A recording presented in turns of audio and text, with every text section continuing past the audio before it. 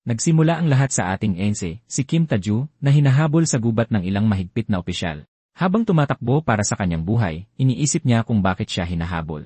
Hindi nagtagal, nakarating siya sa dulo ng isang bangin kung saan hindi na siya makatakbo dahil malapit nang bumigay ang kanyang puso. Dahil dito, naabutan na siya ng mga sundalong humahabol sa kanya, at pinagtawanan siya ng squad leader na si Zhang Indong, na pinaalalahanan siyang ang pagtakbo ay nagtitrigger ng kanyang pangingisay dahil isa siyang mana reject. Sinabi ni Indong kay Tae-ju na katapusan na niya, kaya hindi na niya kailangang patuloy na tumakas. Sa inis, tinanong ni Tae-ju si Indong at ang iba pang sundalo kung bakit siya hinahabol, at pabalang siyang pinaalalahanan ni Indong na isa siyang reject, kaya dapat matagal na siyang namatay. Tinanong siya ni Indong kung bakit siya nabuhay hanggang 29 na siyang ikinainis ng isang tao. Nang ipahiwatig ni Indong na babae ang taong hindi masaya sa kanya, nalaman niyang ang tinutukoy nito ay si Honda Mitsui, ang kanyang madrasta. Sinabi ni Indong kay Tae-ju na kahit madrasta niya si Honda, kailangan pa rin niyang mag-ingat sa kanyang pananalita. Walang pag-aalinlangan, sumugod si Indong kay Tae-ju gamit ang kanyang espada at itinarak ito sa kanyang dibdib bago siya itulak sa bangin. Habang nahuhulog siya sa bangin, nagpaalam si Indong sa kanya, sinasabing ang dalawang anak ni Honda ang magmamana ng teritoryo ng Paju sa huli. Lumalabas na, 300 taon na ang nakalipas, noong taong 2026, biglang nagkaroon ng eklipse at bumagsak ang mana sa Earth. Dahil dito, 70% ng sangkatauhan ang naubos at nagbago ang klima, na naging sanhi ng pagguho ng mga lungsod. Kaagad, bumagsak ang sibilisasyon, at pagkatapos ng 300 taon, na ngayon ay taong 2326,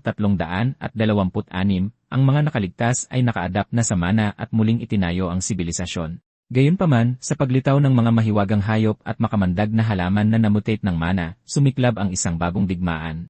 Habang tumatagal ang digmaan, isang class system na batay sa mana aptitude ang naitatag. Nasa itaas ang Awakened class, at nakikilala sila sa pamamagitan ng mga marka sa mukha ng isang anti-beast combat force. Sumunod dito ang mana compatible class, at ang mga ito ay may pinahusay na pisikal na kakayahan para sa pakikipaglaban. Mayroon ding mga mana adaptive na mga normal na taong naka-adapt sa mana. Nasa pinakailalim naman ang mana reject class, at sila ang mga taong tinanggihan ng kanilang katawan ang mana, kaya nagdurusa sa mana poisoning. Ang ama ni Tae-ju, si Kim Wongbang, ay isang top-tier awakened, ibig sabihin isa siyang master.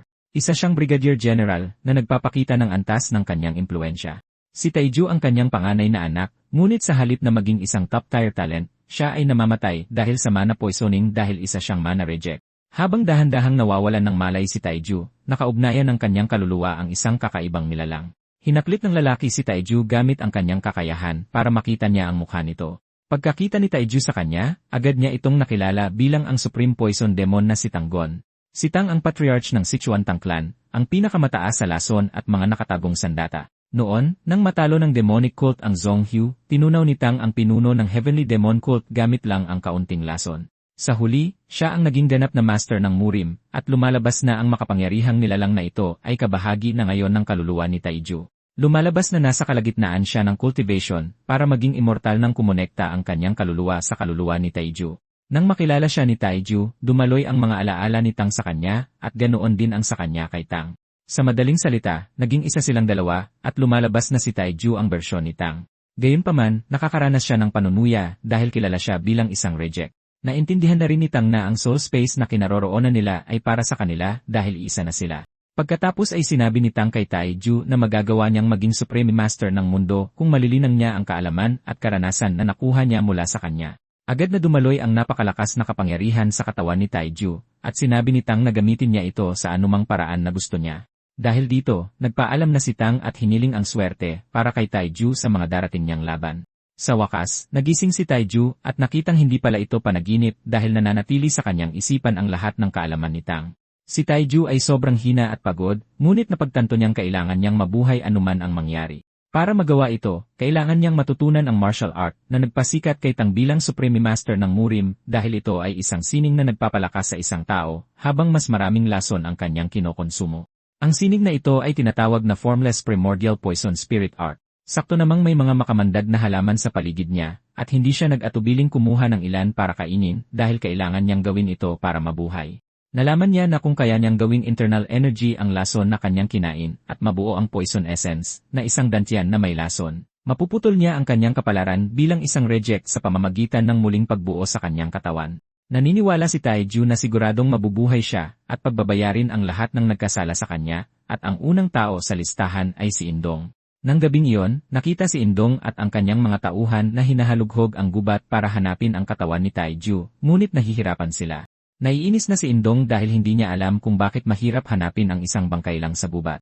Bigla, natagpuan nila si Taiju na nakaupo sa posisyong nagme-meditate, at nagulat sila ngunit hindi natakot na buhay pa siya. Napansin ng isa sa mga sundalo na may kakaibang nangyayari kay Taiju, at tinawag niya ang pansin ni Indong dito. Nakikita nila ang berdeng aura na bumabalot sa kanya, kaya iniisip nila kung ito ay isang mana reaction. Hindi nila maintindihan kung ano ang nangyayari, ngunit nananatili si Taiju kung nasaan siya nang hindi gumagalaw, na lubos na nakatuon sa kanyang pagmemeditasyon. Lingid sa kanilang kaalaman, nag-ipon si Taiju ng internal energy gamit ang poison essence at hindi mana. Nainis si Indong sa nakita niya, at inutusan niya ang kanyang mga tauhan na patayin ito bago pa ito maging isang istorbo. Inilabas ng isa sa mga sundalo ang kanyang sandata at lumapit kay Taiju.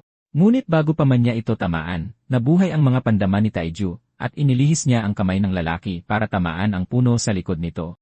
Nagulat ang mga sundalo sa biglaang reaction time ni Taiju, at si Taiju ay kasing gulat din nila dahil nalaman na niyang internal energy ang ginagamit niya.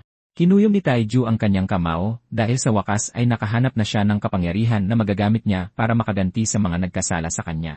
Sa wakas ay inayos ni Taiju ang kanyang sarili, tinukso si Indong, sinasabing masaya siyang makita itong muli. Ngumisi si Indong nang walang pakialam, sinasabi kay Taiju na hindi ito ganoon kalakas dahil kahit awakened na siya, wala naman siyang marka. Napangisi si Taiju nang marinig ito mula kay Indong dahil naintindihan niya ang kamangmangan nito. Lumalabas na ang mga awakener ay nahahati sa ranggo mula master hanggang user. Mayroong master, expert, regular, beginner, at pagkatapos ay user. Lumalabas na pagkatapos ng awakening, isang rank marking ang lumilitaw sa mukha. At base sa marka sa mukha ni Indong, isa siyang beginner sa kasalukuyan. Sa terminolohiya ng Murim, ang lalaking ito ay isang third-rate martial artist lamang. At mula sa pananaw ng talento, nakikita ni Taiju na hindi naman ganoon kagaling ang lalaki. Tinanong ni Taiju kung tapos na ba siya sa kanyang huling salita, ngunit naniniwala si Indong na isa lang siyang aroganteng hangal. Naghahanda si Taiju na umatake, at naglagay siya ng mga barya sa pagitan ng kanyang mga daliri bilang mga pambato, sinasabi kay Indong na pagbabayarin na niya ito sa ginawa sa kanya. Inilabas ni Indong ang kanyang espada, tinutuya si Taiju sa pag-aakalang may magagawa siya sa mga baryang hawak niya. Tiniyak ni Indong kay Taiju na sisiguraduhin niyang mapapatay niya ito sa pagkakataong ito. Pagkatapos ay inutusan niya ang kanyang mga tauhan na atakihin si Taiju. At kahit na ito ang unang laban sa kanyang awakened na katawan, napagtanto ni Taiju na medyo kalmado siya. Kumbinsido siyang dahil ito sa mga alaala ni Tang, at kahit tinanggihan siya ng mana, nananatili sa loob niya ang landas ng poison demon. Tiwala si Taiju sa kung ano ang nasa kanya ngayon, at walang pag-aalinlangan, inihagis niya ang mga barya sa mga umaatake gamit ang Flying Dagger, Art Swift Strike, Phantom Marriage Steps. Tinamaan ng mga barya ang mga umaatake, pinahinto sila habang si Taiju naman ang sumusugod, patungo sa kanila gamit ang Poison Palm Technique. Tinamaan niya si Indong bago pa ito makakilos, at tumilapon ito sa malayo. Nagulat ang huling miyembro ng team nang makita ang kanyang platoon leader na parang basurang itinapon, at sa halip na sumuko, naglabas siya ng baril. Itinutok niya ang baril sa ulo ni Taiju sa napakalapit na distansya, ngunit pagputok niya ng kanyang sandata, wala na si Taiju doon. Madali siyang pinabagsak ni Taiju habang sinasabing napakabagal niya. Matapos asikasuhin ang lahat sa team, lumakad si Taiju papunta kung nasaan si Indong. Daing sa sakit si Indong, tinatanong si Taiju kung ano ang ginawa niya, at ipinaalam ni Taiju na kahit isa siyang awakener, walang silbi ito dahil walang laban ang mga awakener sa lason. Habang kumakalat ang lason sa kanyang katawan, tinanong ni Indong si Taiju kung paano niya nagamit ang ganoong kakayahan dahil wala man lang siyang marka. Hindi makapaniwala si Taiju na tinawag lang ng lalaki na skill ang teknike ni Tang, at alam niyang magagalit ang matanda kung maririnig niya ito. Gayunpaman, tinanong ni Taiju si Indong kung ano ang pakiramdam na nasa kabilang dulo dahil alam niya kung gaano ito kasama. May itim na likido na nagsimulang lumabas sa bawat bahagi ng kanyang katawan, at sa puntong ito alam na ni Indong na tapos na siya. Nagmamakaawa siyang patawarin siya ni Taiju, ngunit sinunggaban siya ni Taiju sa lalamunan at itinaas na may matinding intensyon na pumatay. Nang makitang walang intensyon si Taiju na pakawalan siya, sinubukan ni Indong na gamitin ang kilala mo ba kung sino ang nasa likod ko card, ngunit walang pakialam si Taiju habang sinasakal siya hanggang mamatay. Nang makumpirma niyang patay na ito, binitiwan niya ito sa lupa, at mumiti si Taiju, sinasabi kay Indong na wala siyang balak na sumuko ng tahimik. Tungkol naman sa Samhan Empire, ito ay isang bansa na itinatag pagkatapos ng Mana Apocalypse, at ito ay pagsasama-sama ng mga dating teritoryo ng Korea, China, at Japan. Lumalabas na ang bayan ni Taiju. Ang Paju ay kabilang din sa Samhan Empire, at ito ay isang napakahirap na maliit na lungsod. Samantala, sa teritoryo ng Paju, narinig ng ama ni Kim ang pagtatangkang pagpatay sa buhay ni Taiju. Sinabi ng opisyal kay Kim na tinambangan ni Indong at ng kanyang mga tauhan si Taiju habang nagpapatrolya, ngunit kahit paano ay nakaligtas si Taiju. At pagkatapos niyang opisyal na ma-discharge, nawala na siya. Dagdag pa rito, ipinaalam niya na si Indong at ang kanyang mga tauhan ay nilamon ng mga halimaw habang tumatakas.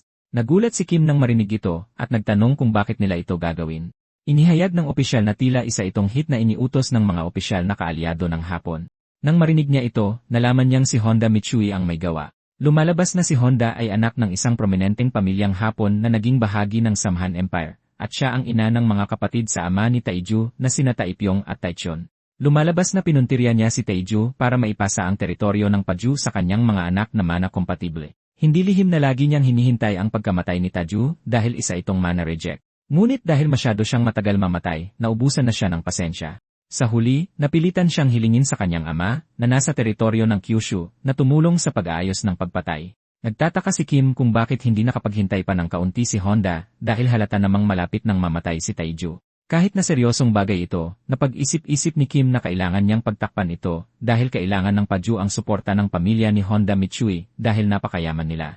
Matapos magbigay ng ulat ang opisyal, sinabi ni Kim na maaari na siyang umalis at nangakong siya na ang bahala sa lahat mula sa sandaling iyon. Pagkaalis nito, pinag-isipan ni Kim ang buong sitwasyon at napagtanto niyang malapit nang mamatay si Taiju dahil isang himala na nga na umabot pa siya ng 29. Kahit na sumobra ang ginawa ni Honda, naniniwala si Kim na mas mabuting palampasin na lang ang lahat para sa kapakanan ng kanyang dalawa pang anak na siyang magmamana ng teritoryo ng Paju kaysa kay Taiju na para na ring patay.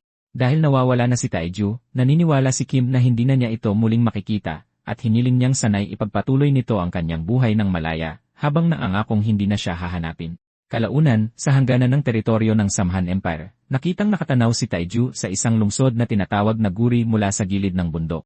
Mukha siyang talagang namangha rito, at nagpa siya ang kanyang boss na magkwento pa tungkol sa lungsod dahil ito ang kanyang unang pagkakataon. Tila, 300 taon na ang nakalipas, ang malayang lungsod ng Guri ay isa lamang maliit na lungsod sa South Korea, ngunit nagbago ito ng masakop ng imperyo ng Saman. Ang bundok na kinatatayuan nila ay kilala bilang Mount Jiri, at mayroong napakaraming mahiwagang halimaw na kailangang supilin.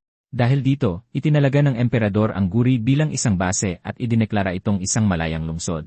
Mayroon itong tax exemption sa mga byproduct ng mahiwagang halimaw, pinapayagan ang ilang iligal na gawain, at iba pang espesyal na pribilehyo. Salamat sa pag-alis ng mga regulasyong ito, dumagsa ang mga awakener sa lungsod at naging napakaaktibo ng mga panunupil. Ganito naging isang maunlad na metropolis ang Guri na gumagawa ng mahigit 20% ng mga byproduct ng mahiwagang halimaw ng imperyo, na naging isang lupain ng pagkakataon para sa mga taong nangangailangan ng pera. Nababagot na si Taiju sa buong kwento at gusto na niyang dumiretso na sa punto ang kanyang boss. Nagpatuloy ang lalaki sa kwento na nagsasabing maraming mapanganib na kriminal, kaya kailangang laging maging alisto. Agad na nagpasalamat si Taiju sa lalaki para sa impormasyon, at sinabi ng kanyang boss na malaya siyang magtanong kung may gusto pa siyang malaman. Kahit na parang loro ang lalaki, hindi naman gaanong inis si Taiju dahil alam niyang mabait ito at nagbibigay ng magandang payo. Lumalabas na matapos makaligtas si Taiju sa tangkang pagpatay sa kanya, umalis siya at pinutol ang lahat ng ugnayan habang naghahanap ng lugar kung saan siya maaaring lumakas. Sa prosesong ito, natagpuan niya ang malayang lungsod ng Guri. Dahil mahina ang otoridad ng imperyo sa rehiyon, naniniwala si Taiju na magiging mahirap para sa kanyang pamilya na matunton siya sa lokasyong ito.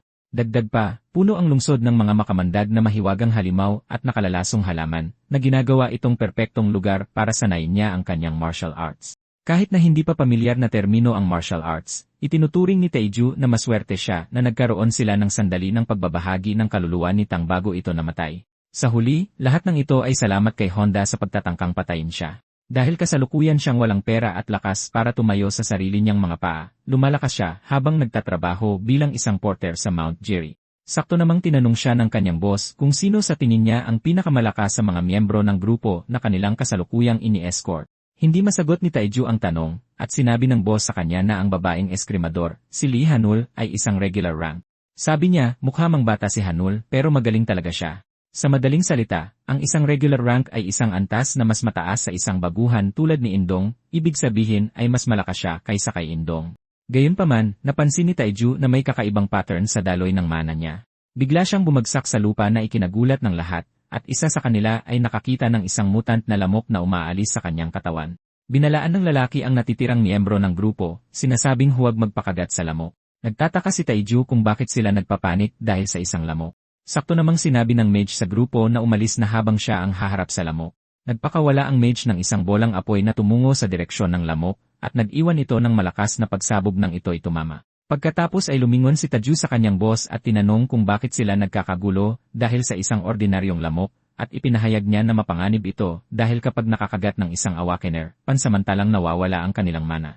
Sa pinakamalalang kaso, nahihimatay pa ang mga tao tulad ng nangyari kay Lee Hanwell. Dahil maraming grupo na ang naubos ng mga lamok noon, sinabi ng boss kay Taiju na naiintindihan niyang balisa ang lahat ng miyembro ng grupo. Napagtanto ni Taiju na may isang lason sa mga alaala ni Tang na tumutugma sa deskripsyon ng boss, at nagpasya siyang gamitin ang pagkakataon para suriin si Hanul gamit ang Poison Spirit Art. Ipinatong ni Taiju ang kanyang kamay sa tiyan nito at nagsagawa ng kanyang investigasyon.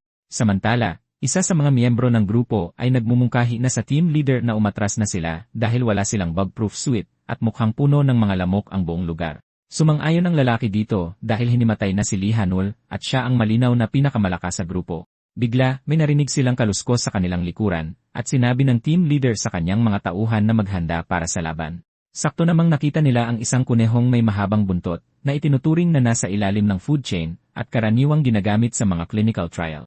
Tinawanan lang ng team leader ang banta dahil hindi siya makapaniwala na nag-alala sila dahil lang sa isang kuneho. Pagtalikod niya para sabihin sa lahat na kumalma, lumipad ang kanyang ulo at ang ulo ng lalaking malapit sa kanya sa isang iglap. Nagpanik ang mage habang pinapanood ang kanyang mga kasamahan na bumagsak sa lupa at di nagtagal ay naging malinaw na inaatake sila ng mga orsi. Nang makita kung gaano kapanganib ang sitwasyon, sinabi ng mage sa iba na tumakbo na habang binibigyan niya sila ng oras. Samantala, abala pa rin si Taiju sa pagsusuri sa sistema ni Hanul. Pagkatapos ay sinabi ni Taiju sa kanyang boss na umalis na dahil mananatili siya para tulungan ng mage. Sinubukan ng kanyang boss na imulat ang kanyang mga mata sa katotohanang wala siyang laban sa ganitong sitwasyon dahil mas marami ang mga orsi. Gayunpaman, ipinaalam ni Taiju na kailangan niya talagang tumulong at ipinasan niya si Hanul sa kanyang balikat habang sinasabi sa kanyang boss na tumakas kasama nito. Sinubukan pa rin siyang kumbinsihin ng kanyang boss na tumakbo, ngunit sinabi ni Taiju na wala ng oras, kaya kailangan na niyang umalis, at tiniyak sa kanya na ang gusto niya lang gawin ay magbigay ng kaunting suporta. Pagkatapos ay tumakbo na ang kanyang boss na nangangakong babalik mamaya. Pagkaalis ng ibang miyembro, napagtanto ni Taiju na mukhang organisado ang mga orsi. At habang nilalabanan sila ng mage, napansin niyang isa sa mga orsi ay papunta kay Taiju. Agad niyang ibinaling ang kanyang atensyon sa direksyon ni Taiju para iligtas siya. Gumawa siya ng isang firewall, ngunit dahil dito ay naging bukas siya sa isang orsi na nakatayo mismo sa likuran niya. Kaswal na sinabi ni Taiju na yumuko siya, ngunit malapit na sa kanya ang orsi at lalo pa siyang nalito sa sinasabi ni Taiju. Samantala, sa Celestial Realm, inaalala ni Tang ang mga sandali niya sa nakalipas na buwan mula nang dumating siya doon, salamat sa pagkikita nila ni Taiju. Nakamit niya ang pag-akyat na desperado niyang gusto, ngunit sa kanyang pagkadismaya, hindi pala ganoon kaganda ang Celestial Realm. Ito ay parang isang bilangguan kung saan naglalaro lang ang mga immortal, at pagod na siyang panoorin ang ibang mga baliw na immortal na kumikilos na parang mga bata. Tinawag niya silang mga walang modong hayop dahil nagsayang siya ng maraming taon para lang makarating sa isang lugar na ganoon. Gayunpaman, masaya siyang nakilala niya si Taiju dahil ang koneksyon sa kanya ang nagbigay sa kanya ng pagkakataong makarating sa Celestial Realm. Sa esensya, iisa lang ang kanilang kaluluwa, at naging master siya ng mundo ng martial arts habang si Taiju ay minaliit. Dahil ang kapangyarihan niya ngayon ay nasa kanya na, umaasa si Teng na makahanap si Taiju ng kahit kaunting kaligayahan. Napagtanto ni Tang na kailangang abutin ni Taiju ang 7 bituin kung malalampasan niya ang mga makapangyarihang tao sa Earth. Dahil dito, umaasa si Tang na lumakas si Taiju sa lalong madaling panahon, at kung ipahihintulot ng tadhana, maaaring magkita silang muli. Sa katunayan, nag-iisip na siya ng mga bagong bagay na ituturo kay Taiju kapag nagkita silang muli. Nasa kalagitnaan siya ng meditasyon nang tamaan siya sa likod ng ulo ng isa sa mga immortal na eskrimador. Agad na binaliwala ni Tang ang kanyang ginagawa at hinabol ang lalaki, pinagbabantaan na tatapusin siya. Pabalik sa Earth, napagtanto ni Taiju na hindi makakagalaw sa tamang oras ang mage at kumilos na siya. Tumalon siya patungo sa kanya na naglalayong patayin ang orsi bago ito makarating sa kanya, ngunit napatumba niya ito sa proseso. Nagpasya si Taiju na oras na para ipakita sa mga orsi ang mga natutunan niyang kakayahan, at naghagis siya ng mga barya sa kanila sa napakabilis na paraan. Nakakagulat na walang tugon ang mga orsi sa kanyang mga pag-atake, at nagawa niyang lipulin sila sa isang atake lang. Nasiyahan si Taeju sa kanyang sarili, ngunit naiwan siyang nag-iisip kung ano ang gagawin sa mage dahil napatumba niya ito habang sinusubukang tulungan. Kasabay nito, natutuwa siyang walang malay ito dahil walang benepisyo kung matuklasan ang kanyang lakas. Alam niyang magmumukhang kakaiba na nagawang talunin ng isang porter ang isang grupo ng mga Orsi at maaaring umabot pa ito sa pandinig ng kanyang ama. Napagtanto ni Taeju na kailangan niyang umalis sa lugar bago pa may dumating na iba. Napangiti si Taeju dahil hindi niya inakalang magkakaroon siya ng ganitong mga alalahanin gayong isang buwan pa lang ang nakalipas, isa lamang siyang mana reject. Hindi niya maiwasang aminin na ang pagkikita nila ni Tang ay tuluyang nagpabago sa lahat. Inilabas niya ang kanyang supot na naglalayong linisin ang mga barya bago may dumating. Habang pinupulot ang mga barya, napagtanto niya kung gaano ito nakakapagod dahil kailangan niyang isa-isahing pulutin ang mga ito. Dagdag pa, kailangan niyang isipin ang gasto sa produksyon dahil may halaga ang pagtatapon ng mga pambato pagkatapos ng bawat laban. Tila, otomatiko niyang makukuha muli ang mga pambato kapag naabot niya ang ikapitong bituin, na nangangahulugang kailangan niyang humanap ng paraan para mapabilis ang kanyang paglakas. Pagkatapos niyang pulutin ang mga nasa lupa, napansin niyang kulang ng isang barya. Gayunpaman, alam niya kung saan niya ito ibinato, at sinimulan niyang hanapin ito, at di nagtagal ay natagpuan niya itong nakabaon sa isang puno. Nasa kalagitnaan siya ng pagkuha nito nang mapansin niya ang isa sa mga mutant na lamok, at hinuli niya ito gamit ang kanyang aura. Mula sa investigasyong ginawa niya kanina, lumalabas na habang kumakalat ang lason ng mga lamok sa katawan, nagkakalat ang panloob na enerhiya.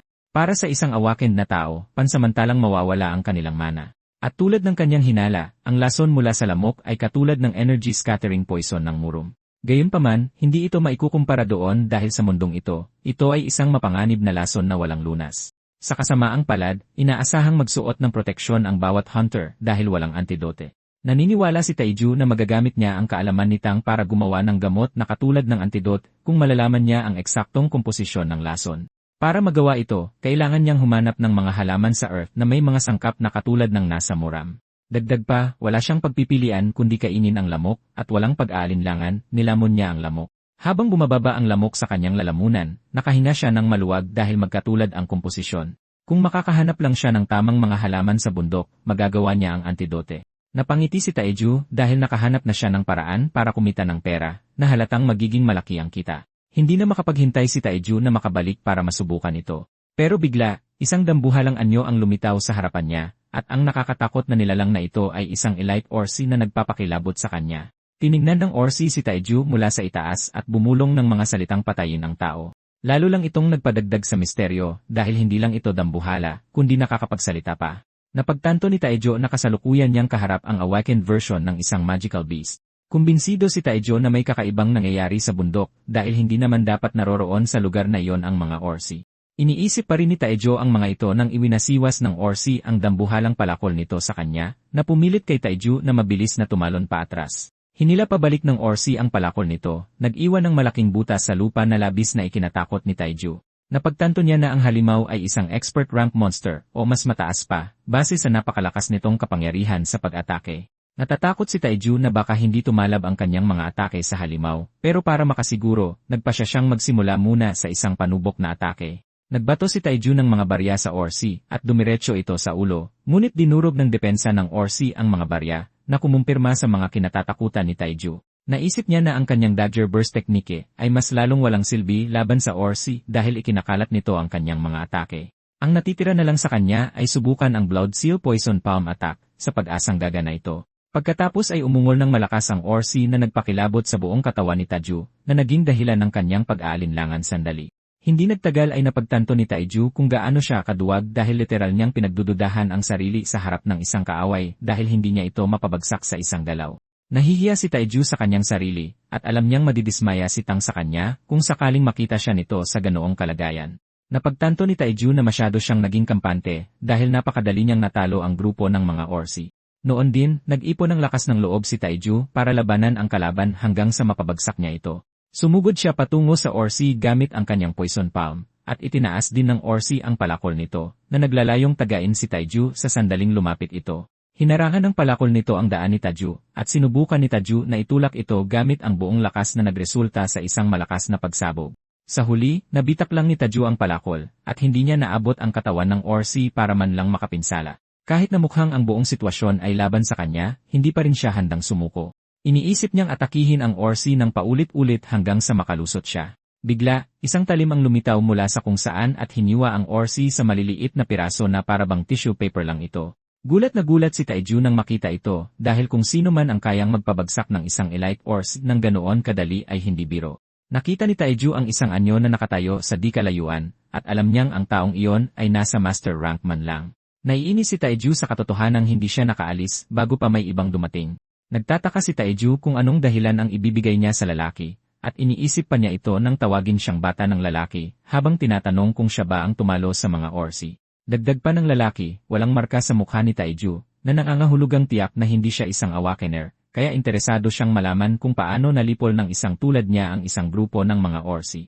Natigilan si Taiju dahil hindi niya alam kung paano sasagot o kung ano ang isasagot. Lumalabas na ang lalaki ay si Lee Yong-hak, ang guildmaster ng Nogodan na isa sa mga standing committee member ng lungsod. Sa paraan ng pagsasalita ni Jung-hak na may otoridad, nahulaan na ni Taiju na hindi siya ordinaryong tao, kaya kailangan niyang maging maingat sa kanyang mga salita. Nagsimula si Taiju sa pagpapasalamat kay Jung-hak sa pagligtas sa kanya, at nang magpapakilala na sana siya, dumating ang kanyang boss at pinutol ang kanyang sasabihin. Natutuwa ang boss na buhay at maayos si Taiju, at mabilis na ibinigay ni Taiju ang lahat ng papuri kay Jung-hak, sinasabing ito ay dahil sa kanyang napapanahong pagdating. Lumingon ang kanyang boss at napagtanto na si Jung-hak ang kanyang kausap. Nakalimutan ni Jung-hak ang tanong niya at inutusan ang cleanup team na linisin ang kalat.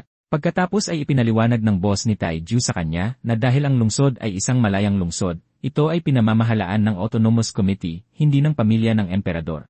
Sinabi niya sa kanya na si Jung-hak ay isa sa 3 standing member na may karapatang bumoto at siya ang pinuno ng Nogodan Guild na namamahala sa seguridad. Dagdag pa, siya ay isang master rank awakener. At ang mga porter na tulad nila ay nagbabayad ng tributo sa kanyang guild para sa kaligtasan. Agad na sinabihan ni Jung-hak ang lalaki na mag-ingat sa kanyang bibig at isipin ang kanyang sinasabi. Pagkaalis ni Jung-hak, sinabihan ng boss ni Taiju na tiyaking hindi niya makakagalit si Jung-hak. Nagulat si Taiju na nakakatanggap siya ng eksklusibong babala mula sa kanyang boss tungkol kay Jung-hak at tinanong niya kung ganoon ba kasama ang lalaki. Ipinaliwanag ng kanyang boss na si Jung-hak ay hindi lang security captain sa pangalan, kundi tumatanggap din siya ng suhol mula sa masasamang tao para magbulag-bulagan. Ipinaalam sa kanya ng boss ni Taiju na ang lalaki ay nagsasagawa lang ng mga patrol para sa EE o para sa kanyang reputasyon. Tila nagmamadali siya at nabangga niya ito, kaya siya ang tinawag nito dahil kung hindi, iba sana ang tinawag niya. Dahil ang mga Master Awakener ay itinuturing na mga natural na sakuna, sinabi ng boss ni Taiju na mas makakabuti para sa kanya na huwag kalabanin si Jung-hak. Pagkatapos ay iminungkahi ng lalaki na mag-impake na sila at umalis sa lugar. Tinanguan ito ni Taiju, ngunit sa kaibuturan niya, nag-aalala siya dahil alam niyang maaaring namatay na siya kung hindi dumating si Jung-hak sa tamang oras. Napagtanto niya na mahigit 1 buwan na ang nakalipas mula nang makatagpo si Tang, at dismayado siya na hindi pa rin siya lumalakas mula noon. Naiinis siya sa kanyang sarili sa pagiging mayabang dahil lang madali siyang nagkaroon ng kapangyarihan habang tinatalo ang ilang awakener. Pinag-isipan itong mabuti ni Taiju, at matapos sisihin ang sarili sa issue, nagpasya siyang magiging ganap na iba ang mga bagay mula sa sandaling iyon. Nagpasya siyang magiging tunay na malakas para maiwasan ang pag-ulit sa hinaharap ng kung ano ang nangyari. Makalipas ang 1 buwan, nakita si Taiju na nag-uusap tungkol sa lungsod. Naniniwala siya na kahit maayos na ang infrastruktura ng lungsod, mayroon pa ring ilang kakulangan, at isang magandang halimbawa ay ang mga ospital. Dahil ito ay isang mapanganib na lungsod, bihirang pumunta doon ang mga doktor, at ang ilan na nandoon ay mga takas na gumagawa ng gulo sa ibang lugar, kaya karaniwang iniiwasan sila ng mga mamamayan. Dahil dito, ang mga botika at parmasya ang puntahan ng mga tao. Dahil dito, pinapayagan ang mga parmasyutiko sa lungsod na magbigay ng mga reseta, at maaari silang magreseta o magbenta ng mga gamot na aprobado ng imperyo o ng Autonomous Committee.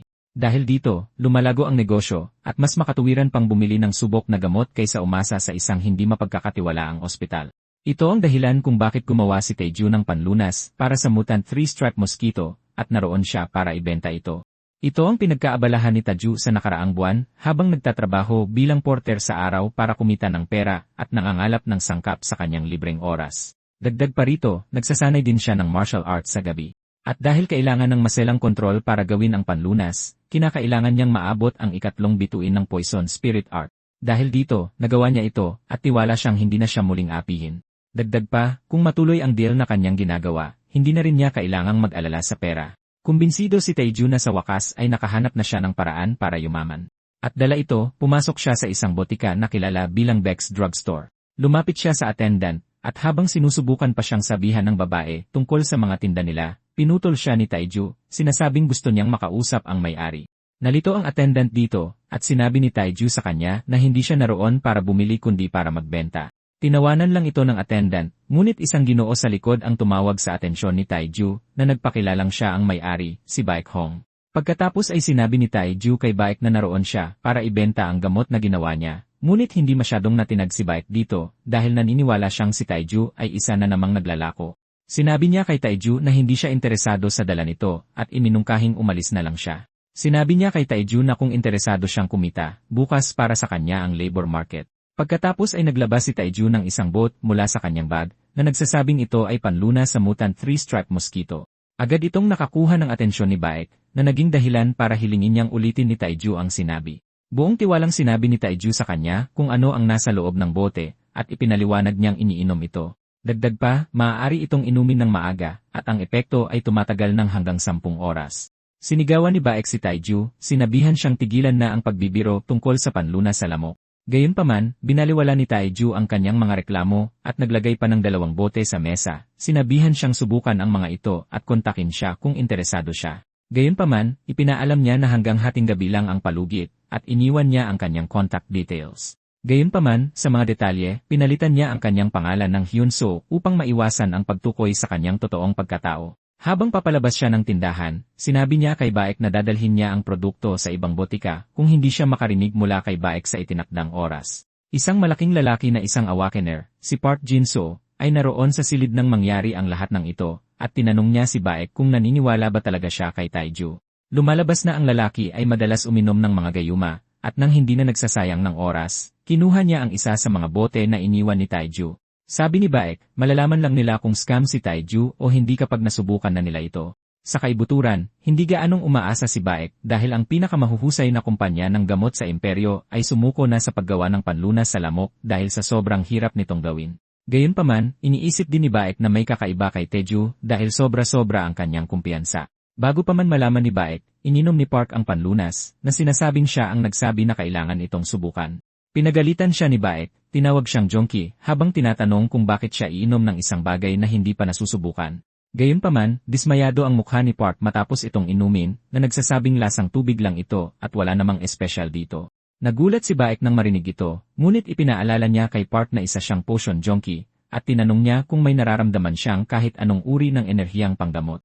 Sabi ni Park wala siyang nararamdaman at dahil eksperto siya sa pag-inom ng mga gayuma, sigurado siyang may naramdaman na sana siyang kahit anong enerhiya matapos inumin ang nasabing panlunas. Itinapon ni Park ang bote sa basurahan, sinabing umasa lang siya sa wala, at sinabihan niya si Baek na itapon na ang natitira dahil kumpirmado na nilang manloloko si Taiju.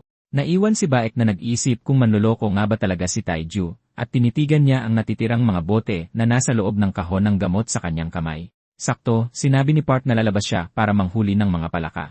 At habang kinukuha ang mga kailangan niyang gamit, itinapon ni Baek ang iba pang bote at ang kontak ni Taiju sa basurahan. Dismayado si Baek sa buong pangyayari, at sinisisi pa niya ang kanyang sarili sa paniniwalang nakagawa si Taiju ng panlunas sa lamok. Kalaunan, nakita si Park at ang kanyang mga tauhan na nahihirapang labanan ang isang grupo ng mga halimaw na Weasel. Iminungkahi ng kanyang mga kasamahan na umatras na sila dahil nalason na sila ng kamandag ng lamok. Sumang-ayon si Park sa kanila, ngunit iminungkahi na maghintay muna sila hanggang sa matalo niya ang halimaw sa kanyang harapan. Si Park, na siyang tangke sa grupo, ay nakatayo sa likod ng kanyang kalasag na naglalayong makatagal laban sa mga nakakainis na halimaw. Sakto namang dumapo sa balat niya ang mga mutant na lamok, at nagsimula siyang magpanik dahil kung makagat siya ng mga lamok, may ipon ang lason at kakalat ang kanyang mana, nahahantong sa pagkaparalisa. Walang duda, alam niyang mauubos ang kanyang team kung mawalan siya ng malay dahil siya lang ang bumubuhat sa team. Ang mas malala pa, nanghihina na ang kanyang kalasad, kaya napaisip siya kung nalason na ba siya ng mga lamok. Napaisip si Park kung paano nagkamali ang lahat dahil alam na nila na pupunta sila sa lugar na puno ng lamok, kaya nga nagsusuot pa sila ng mga bug repellent suit. Gayunpaman, ang mga nakakainis na blade-tooth weasel ay bigla na lang sumulpot sa isang lugar ng pangangaso ng mutant frog. Dahil sa mga atake ng mga weasel, nasira ang kanilang mga suit, at ginawa ng team leader ang hindi niya dapat gawin kaya natamaan siya habang nagagambala. Matapos silang makagat ng mga lamok, sinubukan nilang umatras, ngunit hinarangan ng mga weasel ang kanilang daan palabas, kaya wala silang pagpipilian kundi isugal ang kanilang buhay at lumaban. Umaasa si Park na mapapatay niya ang halimaw sa harap niya para mailigtas ang lahat. Ngunit bigla, nangyari ang pinakamasamang iniisip niya. Bigla na lang, sumugod sa kanya ang isa sa mga weasel at binasag ang kanyang kalasag gamit ang malatalim nitong buntot. Dahil dito, wala na siyang proteksyon, ngunit napagtanto niya na ang pampatibay lang ng kalasag ang nasira, pero hindi siya nawalan ng lakas, at buo pa rin ang kanyang mana. Dito niya naalala na uminom siya ng antidote, at sa itsura ng mga pangyayari, mukhang totoo nga ito. Mabilis niyang inalis ang lahat ng nakakagambalang isipin para makapag-focus dahil kung totoo ang antidote, may laban pa siya. Inilabas niya ang kanyang higanting talim at may kumpiyansang lumundag patungo sa weasel. Kinagabihan, nagmamadaling pumunta si Park sa botika ni Beck na sumisigaw ng pangalan ni Beck habang tinatanong kung magkano ang antidote na ininom niya noong umaga dahil gusto niyang bilhin lahat. Makalipas ang ilang sandali, nakita si Taiju na naglalakad sa sentro ng pamilihan ng lungsod kung saan marami siyang nakikitang nakadisplay. Buong buhay siyang nanirahan sa Paju, at ang makita ang pamilihan sa guri ay talagang nagpabago sa kanyang pananaw. Natutuwa si Taiju na nag-day off siya dahil napagod siya ng husto habang ginagawa ang antidote dahil kinailangan niyang sumipsip ng maraming lason, kaya kailangan niyang magpahinga at tunawin muna ang lason. Bago ang araw na yon, pumirma siya ng kontrata kay Beck. Tuwang-tuwa si Beck habang naghahandang pumirma sa kontrata. Sinasabi kay Taiju na babaguhin ng gamot ang pangangaso ng Magic Beast sa Mount Jerry. Halos madulas si Beck sa sobrang tuwa ng ibunyag niya na tinawag pa niyang baliw si Taiju noong una nitong dinala ang antidote sa kanyang tindahan. Tinanong siya ni Taiju kung ano ang ibig niyang sabihin, ngunit mabilis niya itong tinakpan, at tinanong niya si Taiju kung gaano karami ang kanyang stock. Inihayag ni Taiju na mayroong mga 60,000 bote, at tinanong siya ni Beck kung ano ang mangyayari kung maubos lahat. Tiniyak sa kanya ni Taiju na makakagawa pa siya ng mas marami nang hindi nagsasayang ng oras, at masayang iniharap ni Beck kay Taiju ang kontrata. Itinakda ni Beck ang opisyal na gasto sa produksyon sa 1,000 isa bawat bote para maibenta ito ng 50,000 at isa. At kasama rito ang kondisyon na siya ang mag-aasikaso ng lahat ng pag-apruba sa gamot at mga proseso ng patent para kay Taiju. Namangha si Taiju nang makita niya ito dahil ang aktwal na gasto sa produksyon ay mas mababa sa 100 at isa bawat bote. Inamin ni Taiju na maganda ang presyo, at sinabi niya kay Beck na sa paunang stock na 60,000 bote na mayroon siya, ang kabuuan ay aabot sa 3,000,001. Sinabi sa kanya ni Beck na kailangan niyang alisin ang 0% na buwis, na nangangahulugang ito ay 2.7 bilyong won na ngayon. Lalong humanga si Taiju na 0% lang ang buwis, na lalong nagpapakita kung gaano kalaya ang lungsod. Iminungkahi ni Taiju na gawin nila ito sa ibang paraan, at sinabi niya kay Beck na bibigyan niya ito ng eksklusibong 1 taong kontrata, habang ibibigay ang antidote sa halagang 35,000 at isa bawat bote. Nagulat si Beck nang marinig ito, at sinabi niya kay Taiju na hindi niya kailangang ibigay sa kanya ang antidote ng ganoon kamura. Sinabi ni Taiju kay Beck na nabalitaan niyang nagpapatakbo siya ng ampunan dahil kumakalat sa buong lungsod ang tsismis na siya ang ama ng lahat ng ulila. Narinig din niya na pinupondohan niya ang ampunan gamit ang kita mula sa kanyang botika, kaya sinusubukan lang niyang tumulong na pagaanin ang kanyang pasanin. Gayunpaman, bilang kapalit, gusto lang niyang magbigay si Beck ng lugar kung saan niya maaaring gawin ang antidote. May luha ng kagalakan, tiniyak ni Beck kay Taiju na mayroon siyang perpektong lugar na maaari niyang gamitin. Dahil dito, nagkamay ang dalawa at pinirmahan ang kontrata. Pagkatapos niyang pumirma sa kontrata at makatanggap ng malaking advance, nagpasya si Taiju na mag-day off at bisitahin ang sikat na Guri Market para bumili ng ilang gamit. Naglalakad si Taiju sa palengke nang lapitan siya ng isang kakaibang kalbo na nagtanong kung kailangan niya ng sandata. Nagtaka si Taiju at tinanong niya ang kalbo kung seryoso ba itong kinakausap siya. Sumagot ng ang lalaki, ibinunyag na ang kanyang tindahan ay nasa kanto lang, at tiniyak kay Taiju na makukuha niya ang lahat ng hinahanap niya sa kanyang tindahan. Sa katunayan, nangako siyang bibigyan si Taiju ng diskwento dahil gwapo ito. Kinilabutan si Taiju sa presensya ng lalaki, at sinabi niya na huwag na itong mag-alala, sinasabing wala siyang kailangan. Aalis na sana siya nang hawakan siya ng lalaki na nagsabing tumingin-tingin man lang, sinasabing hindi naman siya gagastos ng anuman. Patuloy siyang nagsasabi ng mga kakaibang bagay tulad ng dapat sumunod si Taiju sa kanyang bahay, na puno ng mga pangarap at pag-ibigan. Si Taiju naman ay natatakot dahil dapat ay panday lang ang lalaki, pero ang lakas ng kanyang hawak ay hindi kapanipaniwala. Kinakaladkad siya ng lalaki, kahit na naabot na niya ang 2 bituin, kaya napaisip siya kung ang lalaki ay isang dalubhasang manggagawa. Ilang sandali pa, dumating sila sa pagawaan ng lalaki, at talagang humanga si Taiju sa mga kamangha-manghang sandata na nasa pagawaan. Tinanong niya kung siya mismo ang gumawa ng lahat, at tiniyak niya na habang sinasabi kay Taiju na siya ang pinakamagaling sa lungsod.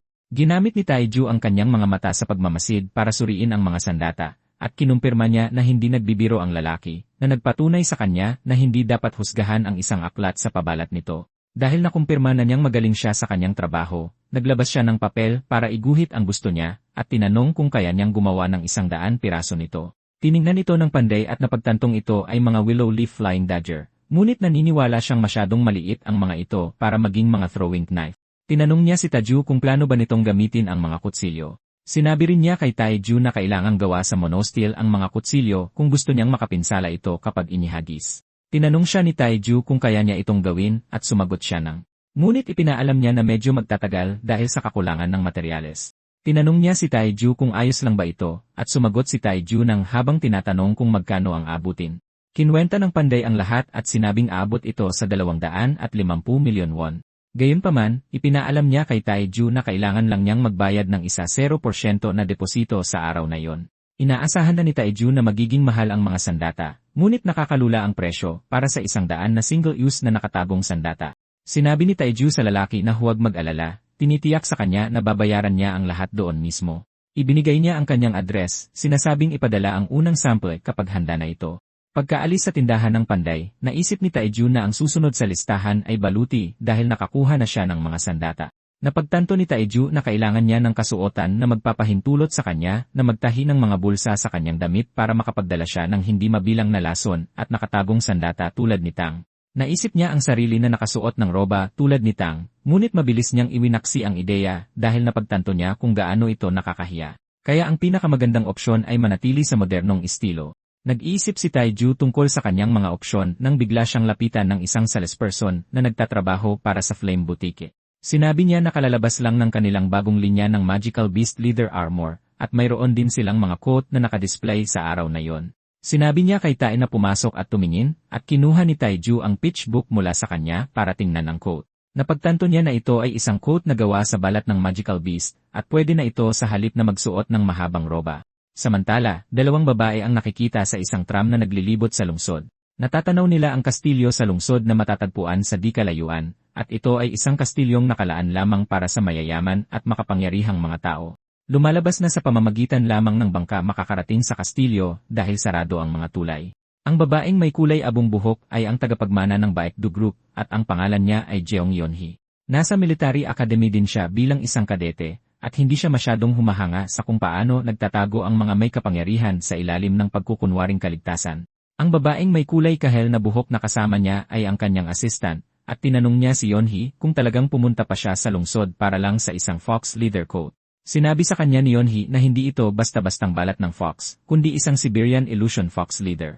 Binanggit niya na maliit lang ang populasyon ng mga fox na ito, at mahirap silang hulihin, kaya napakabihira ng balat nito. Idinagdag niya na ang baluting gawa sa balat na ito ay may mahusay na depensa, ngunit malamig din ito sa tag-araw at mainit sa taglamig. Namangha ang kanyang assistant sa lahat ng ito, at sumang-ayon siyang ito ay isang bagay na sulit na makuha dahil mukha itong isang pambihirang materyal na mahirap hanapin. Naalala tuloy ng kanyang assistant na pinadalhan siya ng kanyang lolo ng isang black card, na tinitiyak sa kanya na malaya niya itong magagamit. Gayunpaman, tinanggihan ni Yeonhee ang card, sinasabing gagamitin niya ang sarili niyang pera. Hindi nagulat ang assistant dito dahil kilala na si Yeonhee sa kanyang pagiging independente, at ilang sandali pa, huminto ang tram sa Guri Market. Sinabihan ng mga pasahero na bumaba at bumaba ang 2 babae mula sa tram. Iminungkahi ni Yeonhee na dumiretso na sila sa butike dahil gusto niyang makita ang totoong bagay nang hindi nagsasayang ng oras. Kasabay nito, kadarating lang ni Taejo sa butike, at sa pagpasok, nakita niya ang isang babaeng may pulang buhok na nag-aasikaso kay Yeonhee at sa kanyang sekretarya. Tinawag niya ang kanilang pansin, sinasabing itinuro siya sa butike mula sa labas. Sinabi ng babaeng may pulang buhok kay Yeonhee na bigyan siya ng 1 minuto, ngunit nag-aalala na ang sekretarya na baka habol din ni Taejo ang coat na balak nilang bilhin. Lumapit ang babaeng may pulang buhok kung nasaan si Taejo para salubungin siya, ngunit bigla siyang may napansin. Lumalabas na kilala niya kung sino si Taejo, ngunit hindi man lang siya kilala ni Taejo. Ipinaliwanag ng babae na siya ang mage na kasama sa party noong inatake ng mga Orsi 1 buwan na ang nakalipas. Sa wakas ay naalala na ni Taejo kung sino siya, at tinanong niya kung bakit siya nasa butike. Inihayag ng mage na ang pagtatrabaho sa butike ang kanyang pangunahing trabaho, at sumasali lang siya sa pagsugpo ng halimaw bilang sideline kapag libre siya. Sinabi ng mage kay Taejo na masaya siyang nakita niya ito sa butike dahil hinahanap niya ito. Kinakabahang tumalikod si Taejo para umalis, tinatanong kung bakit siya nito hinahanap. Ipinaalala niya na marami itong pinagdaanan sa misyon, ngunit dahil mukha naman itong malusog, gusto niyang magpatuloy ito ng ganoon. Tila, ibinigay ni Taju sa kanya ang kredito sa pagtalo sa mga Orsi noon dahil ayaw niyang makuha ang atensyon. Alam niyang may pagkakataong lalabas ang katotohanan pagkatapos niyang magising, ngunit handa rin siyang umalis kung nangyari ito. Naniniwala si Taiju na mas mabuting tumakas siya bago pa ito magtanong tungkol sa nangyari. Sakto namang hinawakan siya ng babae, pinapahintay siya sandali. Tinanong niya si Taiju kung siya ba ang nagligtas sa kanya dahil tinanong siya ng Nogodan Guild kung nawalan ba siya ng malay dahil sa mana exhaustion pagkatapos patayin ang mga Orsi. Naisip ng babae na si Taju ang nagsabi noon kaya sinakyan na lang niya ito. Sinabi ng mage kay Taiju na hindi niya alam kung bakit siya tinulungan ito pero nagpapasalamat siya sa ginawa niya. Nabanggit niya na dahil kay Taiju kaya niya nakuha ang mga bangkay ng kanilang team leader at ng kanyang kasintahan. Napahagulgol ang babae habang nagpapasalamat kay Taiju sa tulong na nag-iwan kay Taiju na lubos na walang ideya dahil hindi niya alam kung paano haharapin ang ganitong sitwasyon. Alam niyang totoo na iniligtas niya ito noon pero hindi niya ginawa iyon para sa kanya, kundi para sa sarili niyang makasariling pagnanais na subukan ang kanyang mga pamamaraan. Pagkatapos ay pinakalma ni Taiju ang mage habang iniisip kung karapat-dapat ba talaga siya sa pasasalamat nito. Humingi ng paumanhin ang mage kung ginawa niyang awkward ang buong sitwasyon para sa kanya, at noon din, sinigawan ng sekretarya ni Yonhee ang babae na tinatanong kung gaano katagal pa niya balak abalahin si Yonhee. Pagkatapos ay humarap ang babae para humingi ng paumanhin sa kanila at bigla lumuhod ito. Yumuko siya kay Yonhee, sinasabing labis siyang nagsisisi dahil hindi na niya maibebenta ang coat para sa kanya.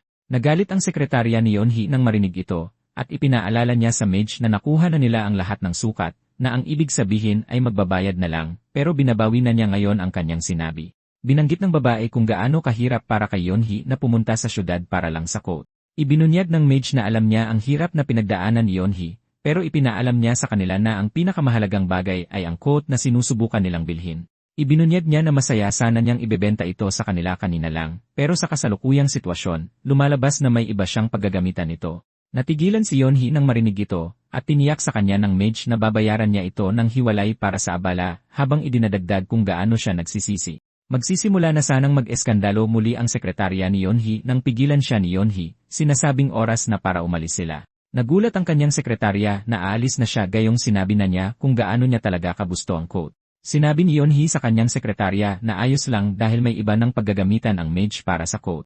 Habang papalayo sila, humingi ng paumanhin si Taiju sa mage na sinasabing marahil ay nagdulot siya ng gulo dahil sigurado siyang isang mahalagang customer si Yonhee. Gayunpaman, sinabi sa kanya ng mage na siya dapat ang humihingi ng paumanhin at tinanong siya ni Taiju kung bakit bigla siyang nagpasya na huwag nang ibenta ang coat. Nagulat ang babae na tinatanong siya ni Taiju ng ganoong tanong, at tinanong niya ito kung may nagsabi na ba sa kanya kung gaano siya katanga dati. Ipinapakita ni Taiju ang kanyang katangahan at sumagot pa rin ng hindi, na ibinubunyag na ang mage ang unang taong nagsabi sa kanya ng ganoong bagay. Hindi makapaniwala ang mage na hindi pa rin naintindihan ni Taiju kung ano ang nangyayari sa sitwasyong iyon. Napilitan siyang sabihin ito ng direkta sa kanya, ibinubunyag na ibibigay niya sa kanya ang coat, at ikinagulat ito ng lalaki. Tinanong niya kung ano ang ibig niyang sabihin dito, at binanggit ng mage na gusto niyang suklian ang pagliligtas niya sa buhay nito sa pamamagitan ng pagbibigay sa kanya ng Silver Fox Leather Coat. Sumagot si Taiju na hindi niya ito matatanggap habang inaamin na hindi niya ito iniligtas ng may mabuting intensyon dahil nagkataon lang ang lahat. Ipinaalam sa kanya ng mage na walang kaugnayan ang intensyon dahil ang pinakamahalaga ay nakaligtas siya at natanggap niya ang kanyang tulong bilang resulta. Sinabi niya kay Taiju na magligtas pa ng mas maraming tao sa hinaharap kung talagang ginugulo siya nito para ang mga taong tulad ng kanyang kasintahan ay buhay pa sana. Natigilan si Taiju dahil ito ang unang pagkakataon na nakatanggap siya ng ganoong antas ng pasasalamat mula kaninuman simula nang ipanganak siya. Mula nang magsimula ang kanyang buhay, palagi siyang sinasalubong ng puot at kritisismo kaya sanay na siya rito. Kahit na hindi niya tinulungan ang mage dahil sa mabuting intensyon, nagagalak si Taiju sa pakiramdam na may nagpapakita sa kanya ng pasasalamat. Pagkatapos ay sinabi ni Taiju sa mage na kukunin na niya ang coat kung ipipilit nito, at nakahina ito ng maluwag bago sabihin sa kanya na oras na para kunin ang kanyang sukat. Samantala, sa Celestial Realm, ang maestro ng espada na si Dong Binsion ay namamatay sa pagkabagot. Nagrereklamo siya kung paanong lahat ay nagsusuot ng parehong damit araw-araw habang may parehong buhok at puting balbas. Hindi makapaniwala ang iba na nagrereklamo si Dongbin sa isang bagay na siya mismo ay may kasalanan.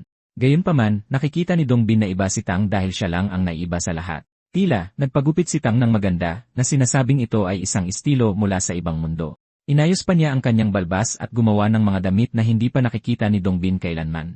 Tila, palakad-lakad si Tang na nakasuot ng mga coat, kaya nagtataka ang iba kung saan niya nakuha ang inspirasyon. Dahil bagsak na sa pagkabagot si Dongbin, naisip niyang tanungin si Tang kung paano gumawa ng damit, dahil kung magagawa niyang magpalit ng damit, baka hindi na gaanong nakakabagot, at mas masaya pakinggan ang dalawang baliw kaysa sa isa. Nang makapagpasya na siya, nagpasya siyang oras na para makipagkita kay Tang, at kumbinsido siyang kapag ibinigay niya kay Tang ang makalangit na peach ng Celestial Realm, magiging ayos na sila. Samantala, sa ampunan ni Baek, ang lihim na vault area ay ginawang pagawaan ni Taiju. Katatapos lang niya ng isa pang batch ng antidote nang tumawag si Baek at tiniyak ni Taiju sa kanya na tapos na siya sa kasalukuyang batch. Nakahinga ng maluwag si Baek nang marinig ito habang sinasabi niyang halos maubusan na sila ng stock. Tinanong niya si Taiju kung kailan niya maipapadala ang antidote, at nagulat si Taiju na kailangan na ni Baek ng isa pang batch dahil kalapadala lang niya kahapon. Ibinunyag ni Baek na kumalat na ang balita tungkol sa pagiging epektibo ng gamot at nagmamadali ang mga tao para bumili.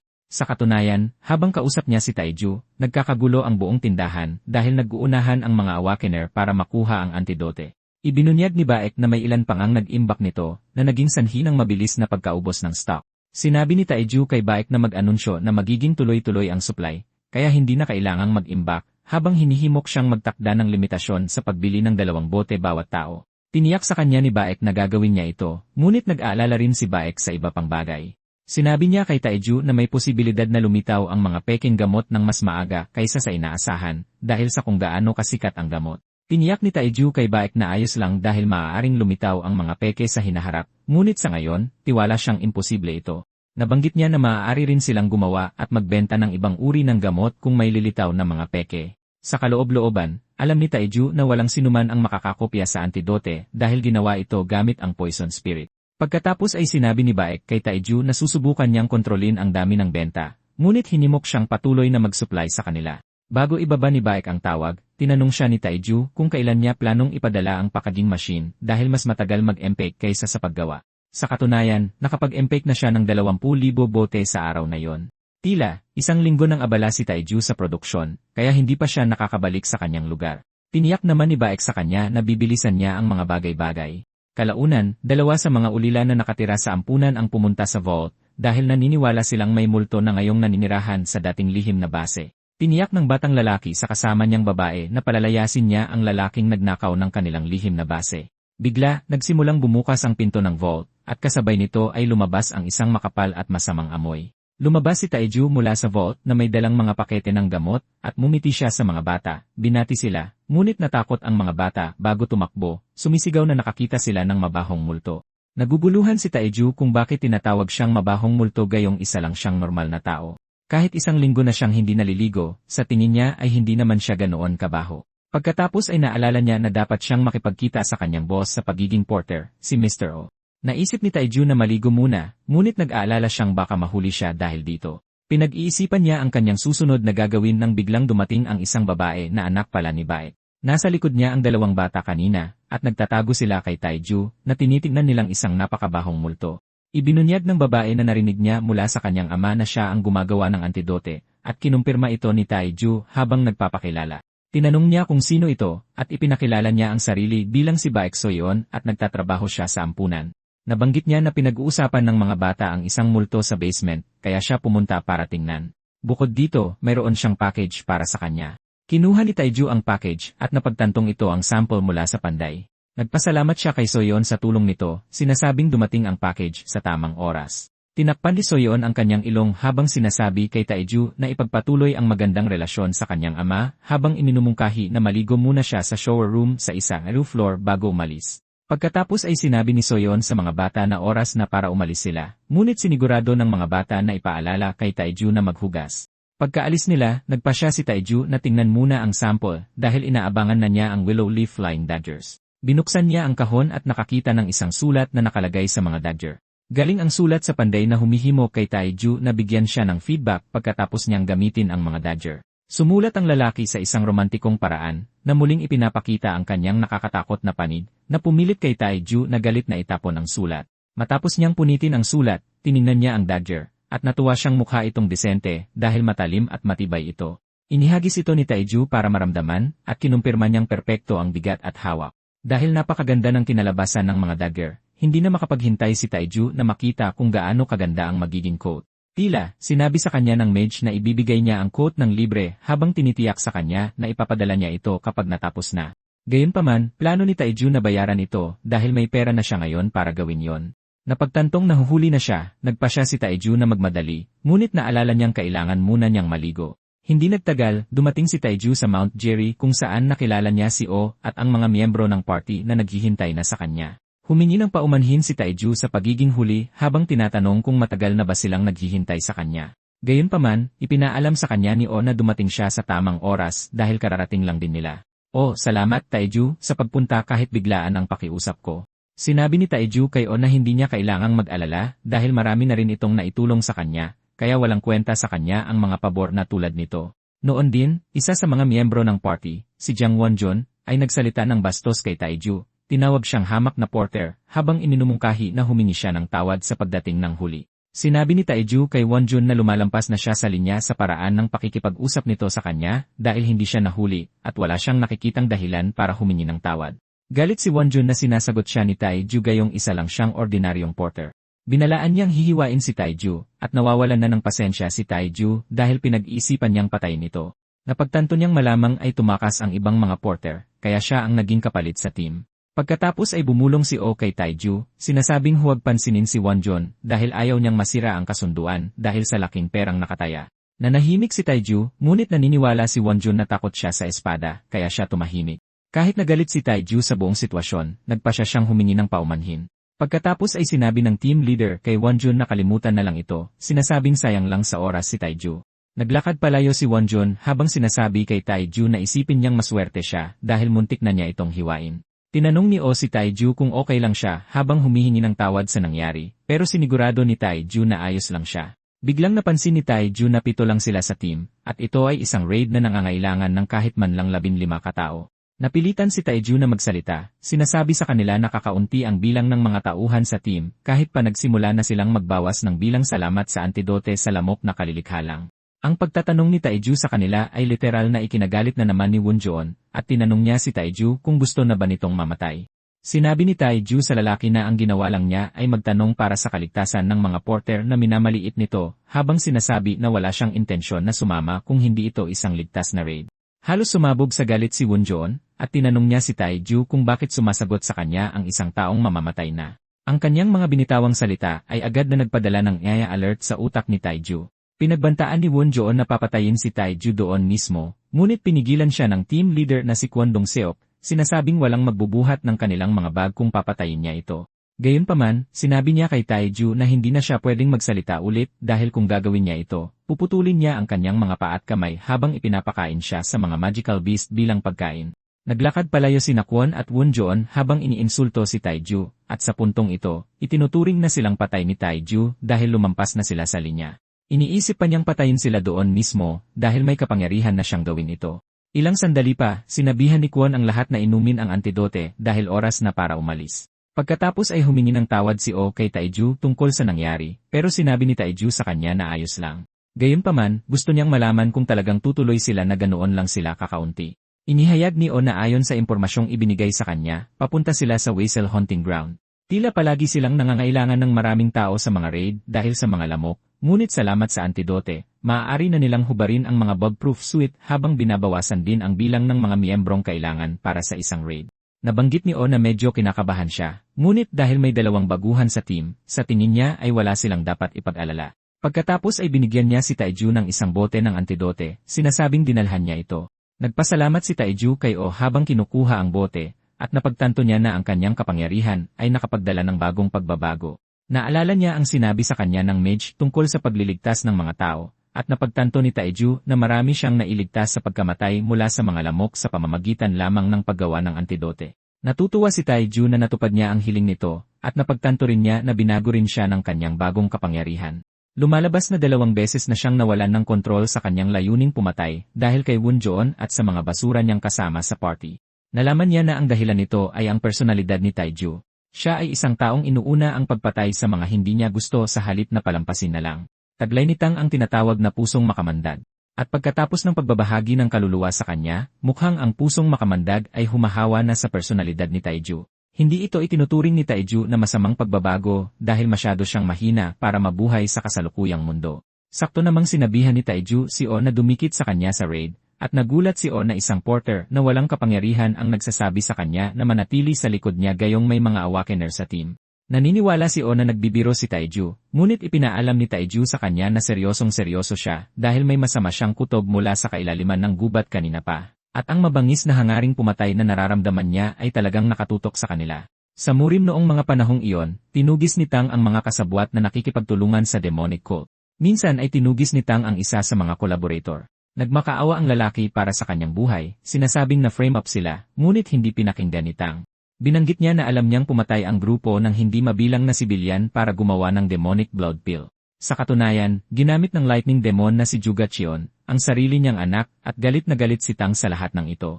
Walang awa niyang pinaluhod si Juga bago siya tinapos gamit ang isang malakas na atake, pinagpira-piraso siya habang naangakong ipapadala ang iba pa niyang mga kasama sa kanya. Pabalik sa bundok Jiri, nagawang mapabagsak ng party ang isang grupo ng mga halimaw na Weasel. Ipinagyayabang ni Wunjun kung gaano kadaling talunin ang mga Weasel dahil hindi sila nahihirapan sa bigat ng mga bug repellent suit. Nakakolekta sila ng isang grupo ng mga energy crystal na ikinatuwa ni Wunjun. Ginamit niya ang pagkakataon para laitin si Taiju, sinasabing hindi nila kailangan ng maraming tao dahil sapat na sila, habang iniinsulto siya, sinasabing nananatili siyang porter dahil duwag siya. Nararamdaman ni O ang galit na namumuo sa loob ni Taiju, at mabilis siyang nagsalita habang tinatapik ang dibdib ni Taiju. Gusto niyang aminin ni Taiju na mali siya para lang magkaroon ng kapayapaan, ngunit hindi makapaniwala si Taiju na nagyayabang si Wunjun salamat sa antidote na ginawa niya. Nagsimula na siyang mag-isip na patayin sila dahil para na rin silang mga patay na naglalakad. Gayunpaman, nagpa siya siyang magpigil dahil hindi pa siya handang gamitin ang mga basurang tulad nila bilang target para sa kanyang mga willow leaf flying dagger. Sa madaling salita, nakapanghuli ang party ng maraming Weasel salamat sa antidote. Ngunit iniisip niya kung paano nila haharapin ang tunay na panganib na nagtatago sa dilim. Pagkatapos ay sinabi ni Taiju kay O na magsisimula na ang massacre, at hindi niya dapat kalimutan ang sinabi niya tungkol sa pananatiling malapit sa kanya. Nalilito si O habang tinatanong niya si Taiju kung ano ba talaga ang magsisimula. Sumagot si Taiju na hindi naman ito malaking bagay, ngunit ito ay isang bagay na kilalang mahirap harapin sa bundok, na isang atake ng magical beast. Bigla, isang lobo na may pulang balahibo ang lumitaw sa di kalayuan, at mukha itong nakakatakot. Tumulo ang pawis sa mukha ni O nang makita niya ito, ngunit tiniyak sa kanya ni Taiju na wala siyang dapat ipag-alala. Hindi naniniwala si O sa kahit anong salitang lumalabas sa bibig ni Taiju, at iminungkahi niyang tumakas sila dahil isa itong halimaw na nangangailangan ng kahit man lang isang regular rank para harapin. Kahit na problema na ang isa, palaging mas malala ang sitwasyon dahil gumagalaw sila bilang isang peres, isang lalaki at isang babae. Sinubukan ni Wunjun na magpakatapang sa pamamagitan ng pagwagayway ng kanyang espada sa isa sa mga lobo, ngunit naiwasan nito ang kanyang atake. At sa takot, tinawag niya si Kwon, tinatanong kung ano ang dapat nilang gawin. Bigla, tumalikod si Kwon at tumakbo palayo, iniiwan ang kanyang mga kasama. Lumapit ang isa sa mga miyembro ng party kay Wunjun, umiiyak sa kanyang tenga, sinasabing lagot na sila, ngunit sinigawan siya ni Wunjun, sinasabing haharapin lang nila ang sitwasyon sa paraan na karaniwan nilang ginagawa. Sinabi niya sa kanya na ihahagis lang nila ang mga porter sa mga lobo bilang pain, na siyang paraan na palagi nilang ginagawa. Pagkatapos ay lumingon si O kay Taiju, sinasabing ipakita sa kanya ang isang bagay dahil hindi niya basta mapagkakatiwalaan ang mga sinasabi nito. Sumagot si Taiju na may ipapakita siya, at inilabas niya ang isa sa kanyang mga punyal. Gamit ang Flying Dagger Art, inihagis niya ito sa kanang tainga ni Wunjun, malinis itong naputol, at bumaon ang punyal sa isang bato dahil sa lakas ng puwersa nito. Nagulat si O nang makita niya ito, at ipinahayag ni Taiju ang kanyang pagkadisgusto kay Wunjun at sa mga miyembro nito, sinasabing mga basura sila. Ang punyal na inihagis ni Taiju ay pumutol sa kanang tainga ni Wunjun bago tumama sa bato, halos hindi tamaan si Kwon na sinusubukang tumakas. Bigla, napagtanto ni Wunjun na ang lobo na nakatayo sa harap niya ay patay na, kaya napaisip siya kung kailan ito nangyari. Lumalabas na tinabingi ng punyal ang kanyang tainga, pinatay ang lobo, at hinadlangan pa rin si Kwon sa pag-alis. Lumingon si O kay Taiju, tinatanong kung paano niya napatumba ang lobo sa isang atake lang. Nagdadalamhati ang isa pang lobo sa pagkamatay ng kapareha nito, ngunit bago pa ito makakilos, inilabas ni Taiju ang kanyang aura, sinasabihan ang lobo na maging mabait dahil kung susubok ito ng kahit anong kalokohan, tatapusin niya ang buhay nito. Pagkatapos ay tinanong ni Taiju ang mga Awakener kung ito ba ang ginagawa nila sa tuwing hindi umaayon sa plano ang sitwasyon. Mayabang na tinanong siya ni Woonjun kung bakit siya nakikialam sa ginagawa nila habang sinasabing natural lang na mamatay ang mga mahihina para sa kapakanan ng mga awaken. Natuwa si Taejoon sa kanyang sagot at sinabi niya rito na malapit na nitong maranasan ang parehong pakiramdam. Pagkatapos ay tumalon si Taejoon sa bato sa tabi nila para makita niya ng maayos. Pinakawalan niya ang lobo sa kanila at sinabihan niya ang mga awakener na labanan ito. Kalmadong umupo si Taejoon na para bang manonood ng pelikula. At sinabi niya sa kanila na inasikaso na niya ang isa sa mga lobo, kaya hindi na dapat maging problema ang isa pa. Si Kwan, na nawalan din ng isang tainga, ay iniisip na nagbibiro lang si Taeju, at tinanong niya ito kung sa tingin niya ay makakalusot siya sa pakikialam sa mga awakener. Gayunpaman, nagmakaawa ang babae sa team kay Taeju na patayin ang lobo para sa kanila, habang naangakong babayaran nila siya ng malaking halaga. Simpleng sinabihan ni Woonjoon ang babae na manahimik habang tinatawag siyang Iise. Bigla, isang punyal ang dumaan sa kanyang kaliwang tainga, tinabi niya ito, at sa huli naging dahilan para mawalan siya ng tainga. Sinabi ni Taeju sa kanya na hindi niya kailangan ang kanyang mga tainga dahil mahirap para sa kanya na maintindihan ang salita ng tao. Sa isang nakakatakot na aura, inulit ni Taeju ang kanyang sinabi, pinaalalahanan ang mga awakener na siya ang porter at sila ang mga mandirigma. Dahil puno sila ng enerhiya noong nilalabanan nila ang mga Weasel kanina, ipinaalam ni Taeju sa kanila na inaasahan niya ang parehong sigla mula sa kanila. Tinanong siya ni Woonjoon kung sa tingin niya ay gagawin nila ang sinasabi niya. At dahil ayaw nilang makinig sa kanya, ipinaalam niya sa kanila na may plano ang lobo para sa kanila. Nang makitang aatake na ang lobo sa kanila, naghanda si Woonjoon na lumaban, ngunit bago pa man siya makakilos, lumipad ang kanyang ulo mula sa kanyang leg. Iniisip din ni Kwon na magaling siya, ngunit dinaganan siya ng lobo at dinurog din. Pagkatapos ay sinubukan ng dalawa pang tumakas, ngunit tinapos sila ng lobo. Pagkatapos niyang tapusin sila, napansin ni O na papalapit sa kanya ang halimaw, at tinawag niya si Taeju sa takot. Pagkatapos ay napagtanto ni Taeju na lumakas ang loob ng halimaw sa pagpatay sa ibang mga awakener. Sa totoo lang, may plano si Taeju na patawarin ang lobo, dahil naipakita na niya rito ang pagkakaiba ng kanilang mga antas. Dahil ganito ang kaso, napagpasyahan ni Taeju na walang ibang pagpipilian kundi ang mamatay ang lobo. Tumalon siya papunta sa lobo at hinampas ito sa lupa gamit ang kanyang poison palm, nag-iwan ng malaking pagsabog na yumanig sa lugar. Naiwan si O nagulat dahil wala man lang marka si Taeju, at ganoon siya kalakas, kaya napaisip siya kung bakit nagtatrabaho si Taeju bilang isang porter. Nagsimulang mapagtanto ni O na baka si Taeju ang tumalo sa mga Orsi noong huli. Napagtanto niya na malamang sinabi ni Taeju na ang mage ang gumawa nito para maitago niya ang kanyang mga kapangyarihan. Pagkatapos ay nagsimulang maglakad si Taeju papunta kay O, pinag-uusapan kung gaano kasaya na gamitin ang kanyang kapangyarihan dahil matagal na siyang abala sa paggawa ng mga antidote. Natigilan si O sa takot dahil naniniwala siyang mamamatay siya sa mga kamay ni Taeju. Sa sandaling lumapit si Taeju sa kanya para tanungin kung ayos lang siya, napaluhod si O, nagmamakaawang patawarin ni Taeju ang kanyang buhay. Kinakabahang tumawa si Taeju, sinasabi kay O na wala siyang dahilan para patayin ito. Nagulat si O na walang intensyon si Taeju na patayin siya, at hinimok siya ni Taeju na tumayo, tinatanong kung may nasaktan ba sa kanya, at sinigurado ni O na wala. Dahil ayos lang siya, sinabi ni Taeju na may pabor siyang hihilingin sa kanya, at sinabi ni O na sabihin lang niya. Nagsimula si Taeju sa pagbanggit sa nasaksihan ni O, ngunit sumabat si O na wala siyang nakita dahil legal siyang bulag. Natuwa si Taeju na nakikipagtulungan si O, at iminungkahi niyang bumaba na sila ng bundok. Habang paalis na sila, naniniwala si Taeju na kakainin ng mga magical beast ang mga katawan tulad ng nangyayari sa bundok Sirek. Kahit na hindi niya sila direktang pinatay kundi hinatid sila sa kanilang kamatayan, walang kahit anong pagsisisi si Taeju. Sa katunayan, pareho sa kanyang mga personalidad ay walang nararamdamang pagsisisi sa pagkamatay ng mga basurang individual na yon. Handa si Taeju na pumatay ng sinumang gumagamit sa mahihina bilang panangga para lang mabuhay dahil mga salot sila, tulad ng Jog Clan. Kalaunan, sa loob ng Guri Castle, kung saan matatagpuan ang headquarters ng Baye Pharmacy, ilang mahalagang tao ang nagpupulong sa meeting room. Galit na galit sila dahil wala nang pumupunta sa kanilang botika mula nang magsimulang magbenta si Beck ng antidote. Binanggit ng presidente ng Sejipyong Drugstore, si Nambok, na pagmamay-ari nila ang karamihan sa mga parmasya sa lungsod, ngunit hindi nila magalaw ang botika ni Beck dahil hinarang sila ng Autonomy Committee dahil pinapakain niya ang mga ulila. Naniniwala si Lee Gilho, ang presidente ng Nuri Drugstore, na isang komedya lang ang lahat, at iminungkahi ni Nambok na magbigay si Gilho ng solusyon sa halip na basta na lang magwala. Hinimok ni Joe Seok ng Baye Pharmacy ang dalawa na kumalma at itigil ang pag-aaway sa bawat pulong. Pagkatapos ay iminungkahi ni Seok na itigil na nila ang pagpapaligoy-ligoy at ibahagi na lang ang kanilang progreso dahil pare-pareho naman sila ng sitwasyon. Nag-aalala silang lahat na nabigo sila sa paggawa ng antidote, at sinabi ni Nambok na magagawa rin nila ang antidote sa lalong madaling panahon dahil ilang oras na lang ang hihintayin. Sinigawan siya ni Gilho, sinasabing alam nilang lahat na mangyayari iyon sa hinaharap, pero nag-aalala sila sa kasalukuyan dahil malapit na silang malugi. Pagkatapos ay sinabi ni Chok sa dalawa na wala silang pagpipilian kundi gawin ang mga bagay sa kanilang karaniwang paraan nang hindi na nag-aalala tungkol sa Autonomy Committee. Masaya si Gilho na marinig ito dahil ito mismo ang gusto niyang marinig. Tinanong siya ni Gilho kung tapos na ba ang investigasyon at binuksan ni Seok ang projector. Sinasabihan silang tingnan ang kanyang ipapakita. Ipinaalam ni Seok sa kanila na ang taong gumawa ng antidote ay si Taiju, ang panganay na anak ni Kim.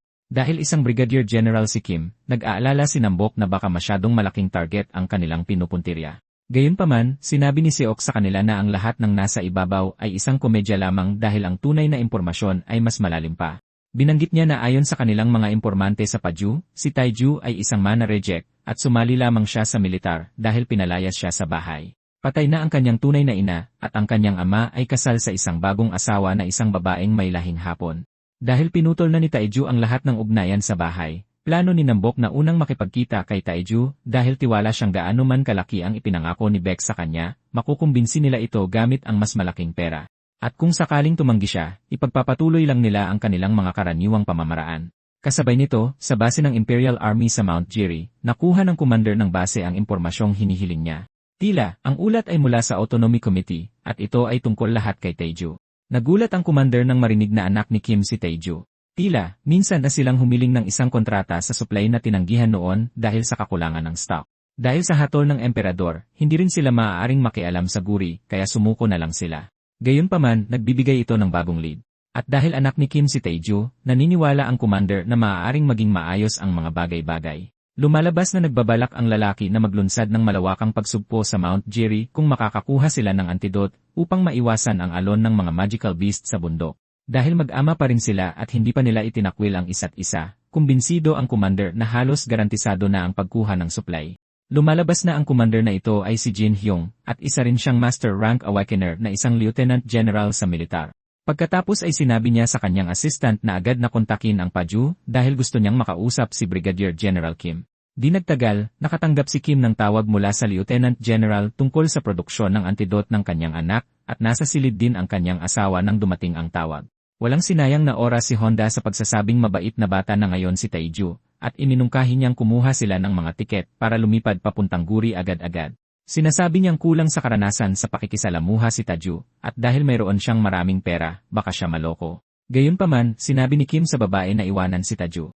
Nagulat siya nang marinig ito, at inulit ni Kim ang kanyang salita na sinasabi kay Honda na si Taiju ay inalis na sa kanilang family register, kaya siya ay isang anak na umalis na sa kanilang kalinga. Hindi sumang-ayon si Honda na nagsasabing isang palabas lang ang family register, dahil walang sinuman ang madaling makaputol ng isang ugnayan na bigay ng langit, na nangangahulugang kailangan pa rin nila siyang tulungan. Pagod na si Kim sa paulit-ulit na pagsasalita, at sinabi niya kay Honda na hayaan na si Taiju kung mayroon pa siyang konsensya na natitira sa kanyang malamig na puso. Nagulat si Honda nang marinig ito, kaya napaisip siya kung alam na ni Kim ang tungkol sa tangkang pagpatay. Gayunpaman, naniniwala siyang wala siyang dapat ikabahala dahil walang ebidensya na maaaring maiugnay sa kanya dahil patay na si Indong. Sinigawan ni Honda si Kim, sinasabihan siyang sabihin kay Taiju na kahit man lang suplayan ang militar ng antidote dahil maaaring magdulot ito ng promosyon para sa kanya dahil naniniwala ang militar na alam niya kung paano hikayatin si Taiju. Sinigawan siya ni Honda na tinatanong kung gaano katagal sa tingin niya susuportahan ng Kyushu ang Paju dahil nahihirapan din ang Kyushu ngayon. Binanggit niya na mahirap din ngayon ang pagkuha ng tuition para kina Taipyong at Taichon. Sinubukan niyang emotionally blackmail siya, sinasabing mga anak din niya ang dalawa, ngunit sinabi lang ni Kim na siya na mismo ang pumunta kay Taiju. Dahil sa pagkadismaya, lumabas si Honda sa silid na sinasabi kay Kim na gawin ang gusto niya, at gagawin din niya ang mga bagay sa kanyang sariling paraan. Pagkaalis niya, napabuntong hininga si Kim sa ginhawa dahil akala niya ay patay na talaga ang kanyang anak dahil walang kontak mula sa kanya sa loob ng maraming buwan. Gayunpaman, tila maayos siyang namumuhay sa guri, at nagpapasalamat si Kim na ginugugol ni Taiju ang kanyang natitirang buhay ng makabuluhan. Samantala, sa Guri Market, pumunta si Taiju sa Flame Boutique dahil nakuha niya ang balita na handa na ang kanyang 4,000,000 na quote. Isinuot niya ito at tamang-tama pala ang sukat sa kanya. Maganda rin ang pakiramdam at pinasalamatan niya ang mage para dito habang inaamin na iba talaga ang isang quote na gawa sa byproducts ng Magical Beast. Idinagdag niya na magaan ito, ngunit mayroon pa ring mataas na depensa at kahit na mga function sa pagkontrol ng temperatura.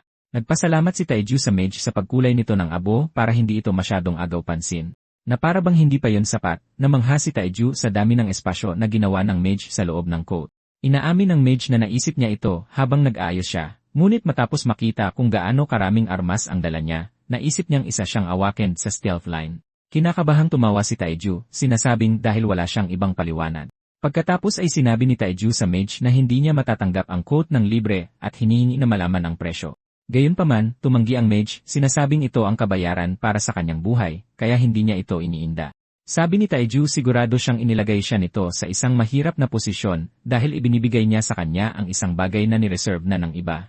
Tiniyak sa kanya ng mage na wala siyang dapat ipag-alala dahil pinadalhan na niya si Yonhee ng ibang item pagkatapos. Dahil tumatanggi siyang tumanggap ng bayad, lumingon si Taiju sa isang seksyon ng tindahan at hiniling sa mage na ibigay sa kanya ang lahat doon. Inihayag niya na ito ay magiging regalo para sa mga bata sa ampunan, at mapapalakas din nito ang benta ng mage, kaya ito ay isang win-win situation.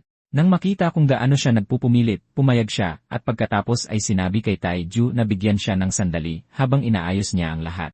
Habang papalayo, iniisip niya kung gaano kabuting tao si Taiju.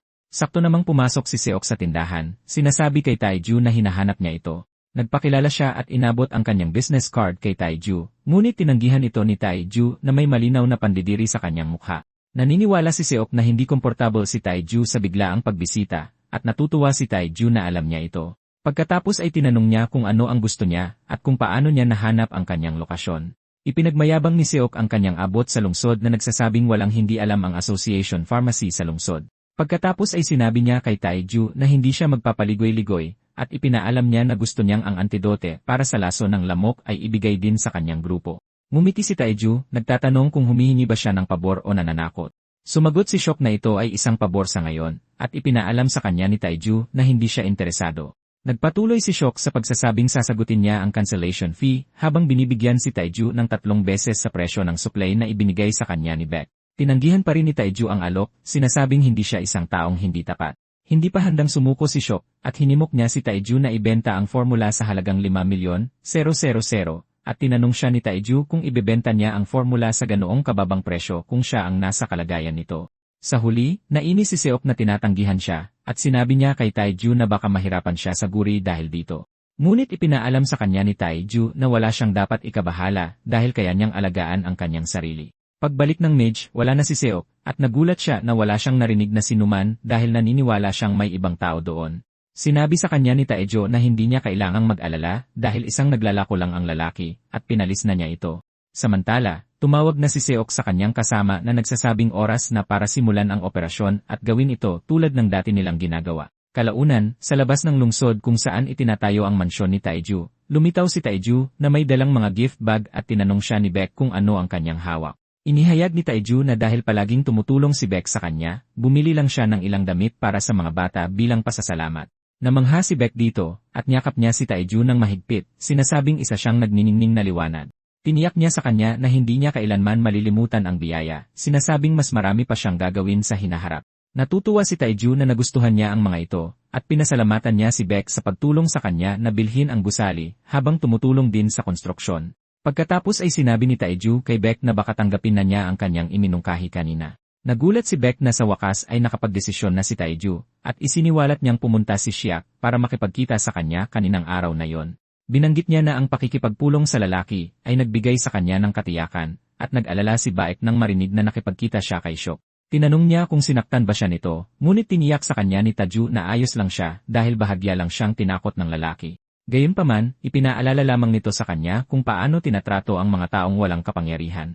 Dahil dito, nagpasya siyang magtatag ng isang kumpanya ng parmasyutiko tulad ng iminungkahi ni Beck, at gusto niyang patuloy siyang tulungan ni Beck. Sumang-ayon si Beck dito, at hinimok siya ni Taejo na tapusin ang konstruksyon habang isinisiwalat na mawawala siya sandali. Binanggit niya na mawawala lang siya hanggang sa maitatag ang kumpanya dahil sinusubukan niyang gumawa ng ilang mga bagong gamot. Tungkol naman sa Chao's Formless Poison Spirit Art, ito ang eksklusibong martial art na nilikha ni Tang. Sa esensya, pinagsasama nito ang basic mental cultivation method ng clan, ang 5 elements ki cultivation, na may kaliwanagan mula sa iba't ibang martial arts, at binubuo ito ng kabuang 1-0 bituin. Ang una hanggang ikalawang bituin ay paglikha ng esensya ng lason. Ang ikatlo hanggang ika-4 na bituin ay produksyon ng antidote. Ang ika-5 hanggang ika-6 na bituin ay paglabas ng enerhiya ng lason. Ang ika-7 hanggang ika-9 na bituin ay Poison Physique, Sword Energy Projection, at Hidden Weapon Recovery, habang ang ika-10 bituin ay Poison Spirit Manifestation. Pagkatapos ng ika-10 bituin, kinakailangan gisingin ang Poison Spirit sa pamamagitan ng kaliwanagan. Tila, tanging ang mga nakamit ang diwa ng lason ang makakagamit ng sikretong pamamaraan na tinatawag na 1-0-0-0 Torrential Petal Rain, na ginamit ni Tang sa pagtunaw sa makalangit na demonyo, ang pinuno ng demonyong kulto. Samantala, si Taiju ay nasa bundok Jiri at abala sa pagpatay ng mga makamandag na halimaw. Nakasalubong niya ang isang Poison Cloud Arenas, na kasing laki ng isang tigre. At dahil sa kung gaano kalakas ang halimaw, halos maubusan siya ng panloob na enerhiya at mga sandata. Dahil ang kasalukuyan niyang antas ay ang ikatlong bituin, napagtanto niya na siya ay nasa pagitan ng isang second-rate at first-rate na martial artist ng Jianghu. Hindi masaya si Taiju sa kanyang kasalukuyang antas dahil naniniwala siyang kahiyahiya pa rin ito. At ito ang dahilan kung bakit nanatili siya sa bundok na sinisipsip ang lason ng mga mahiwagang hayop. Sinuri niya ang sisidlan ng lason ng hayop na katatalo lang niya at napagtantong napakalaki nito. Dahil nasa kanya ang lahat ng alaala mula kay Tang, ang paglinang ng mga lason ay napakadali para sa kanya. Kumbinsido siya na hanggat patuloy siyang kumukonsumo ng mga bagong lason, mabilis siyang lalakas. Dahil naging mabagal sa pag-angkop ang kanyang katawan, nanatili siyang stuck sa ikatlong bituin. Gayunpaman, naging stable na ang kanyang katawan, at hindi na magiging problema ang pag-abante sa susunod na yugto. Kumbinsido si Taiju na kung masisipsip niya ang laso ng Spore Poison Water Deer na kanyang target, sapat na ito. Pagkatapos niyang tapusin ang Zwines, naalala ni Taiju na kailangan niyang bawiin ang kanyang mamahaling mga punyal. Ilang sandali pa, natagpuan niya ang Spore Poison Water Deer, na isang maamo, hindi agresibong mahiwagang hayop na may dalawang umbok sa likod tulad ng isang kamelyo.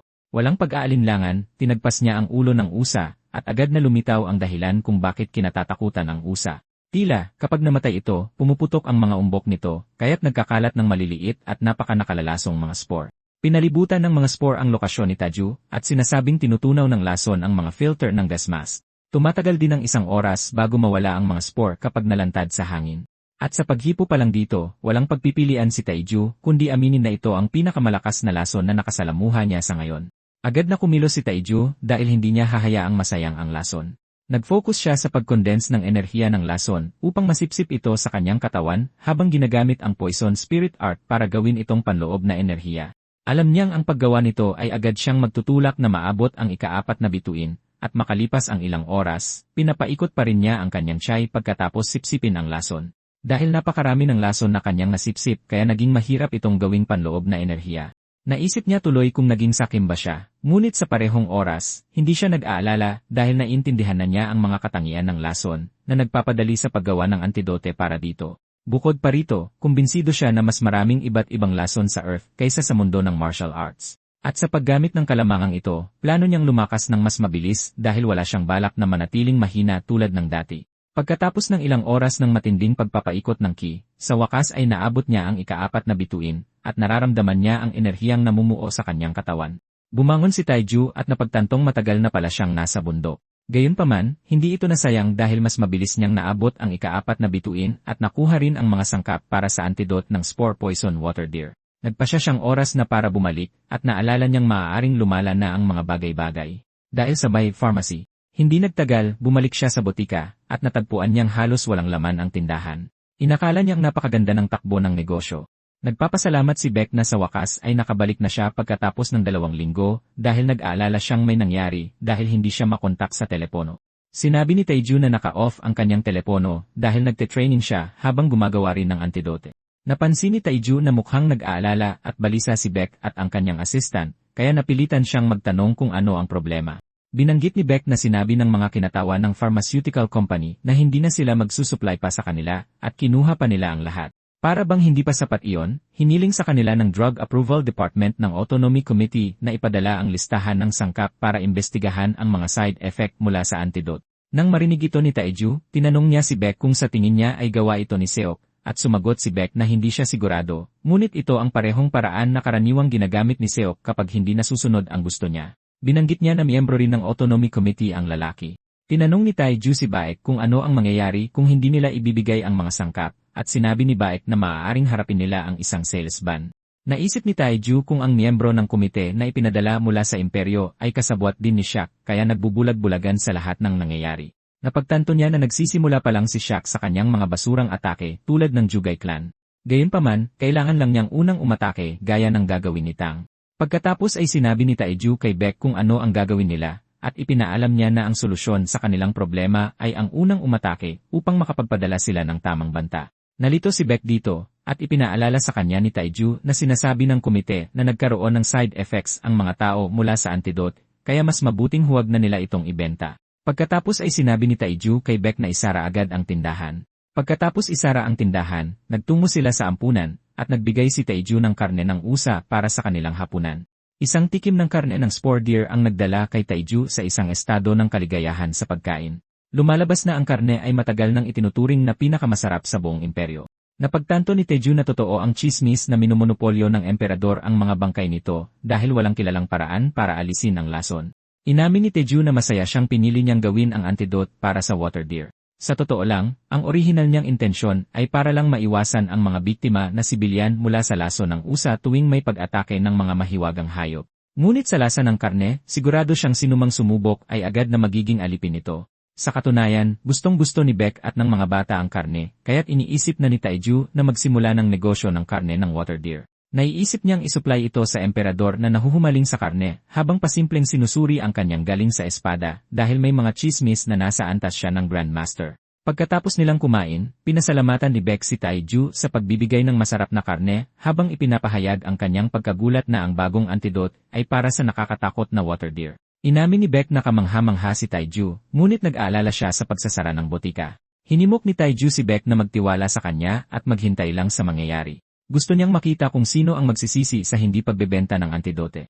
5 araw ang lumipas, dumating si Park sa botika ni Beck, at nagulat siyang malaman na sarado pa rin ang tindahan. Nag-aalala si Park dahil ilang bote na lang ng antidote ang natitira sa kanya, at hinding-hindi siya mangangaso nang wala ito. Dumating din ang ilang mga awakener, at naniniwala silang maaaring totoo ang kumakalat na chismis. Ang kumakalat na chismis ay nagkakasakit daw ang mga tao pagkatapos inumin ang antidote. Kaya naman hiniling ng Autonomy Committee na isapubliko ang formula. Ngunit hindi kinaya ni Beck ang pressure, kaya isinara niya ang tindahan. Hindi makapaniwala si Park na ito ang mga stupidong chismis na kumakalat dahil siya ay isang buhay na patunay ng isang taong uminom na ng lahat ng gamot ni Beck at walang nangyari sa kanya. Bigla, nakaramdam sila ng isang napakalakas na presensya sa lugar, at lumabas na ito ay si Yonghak.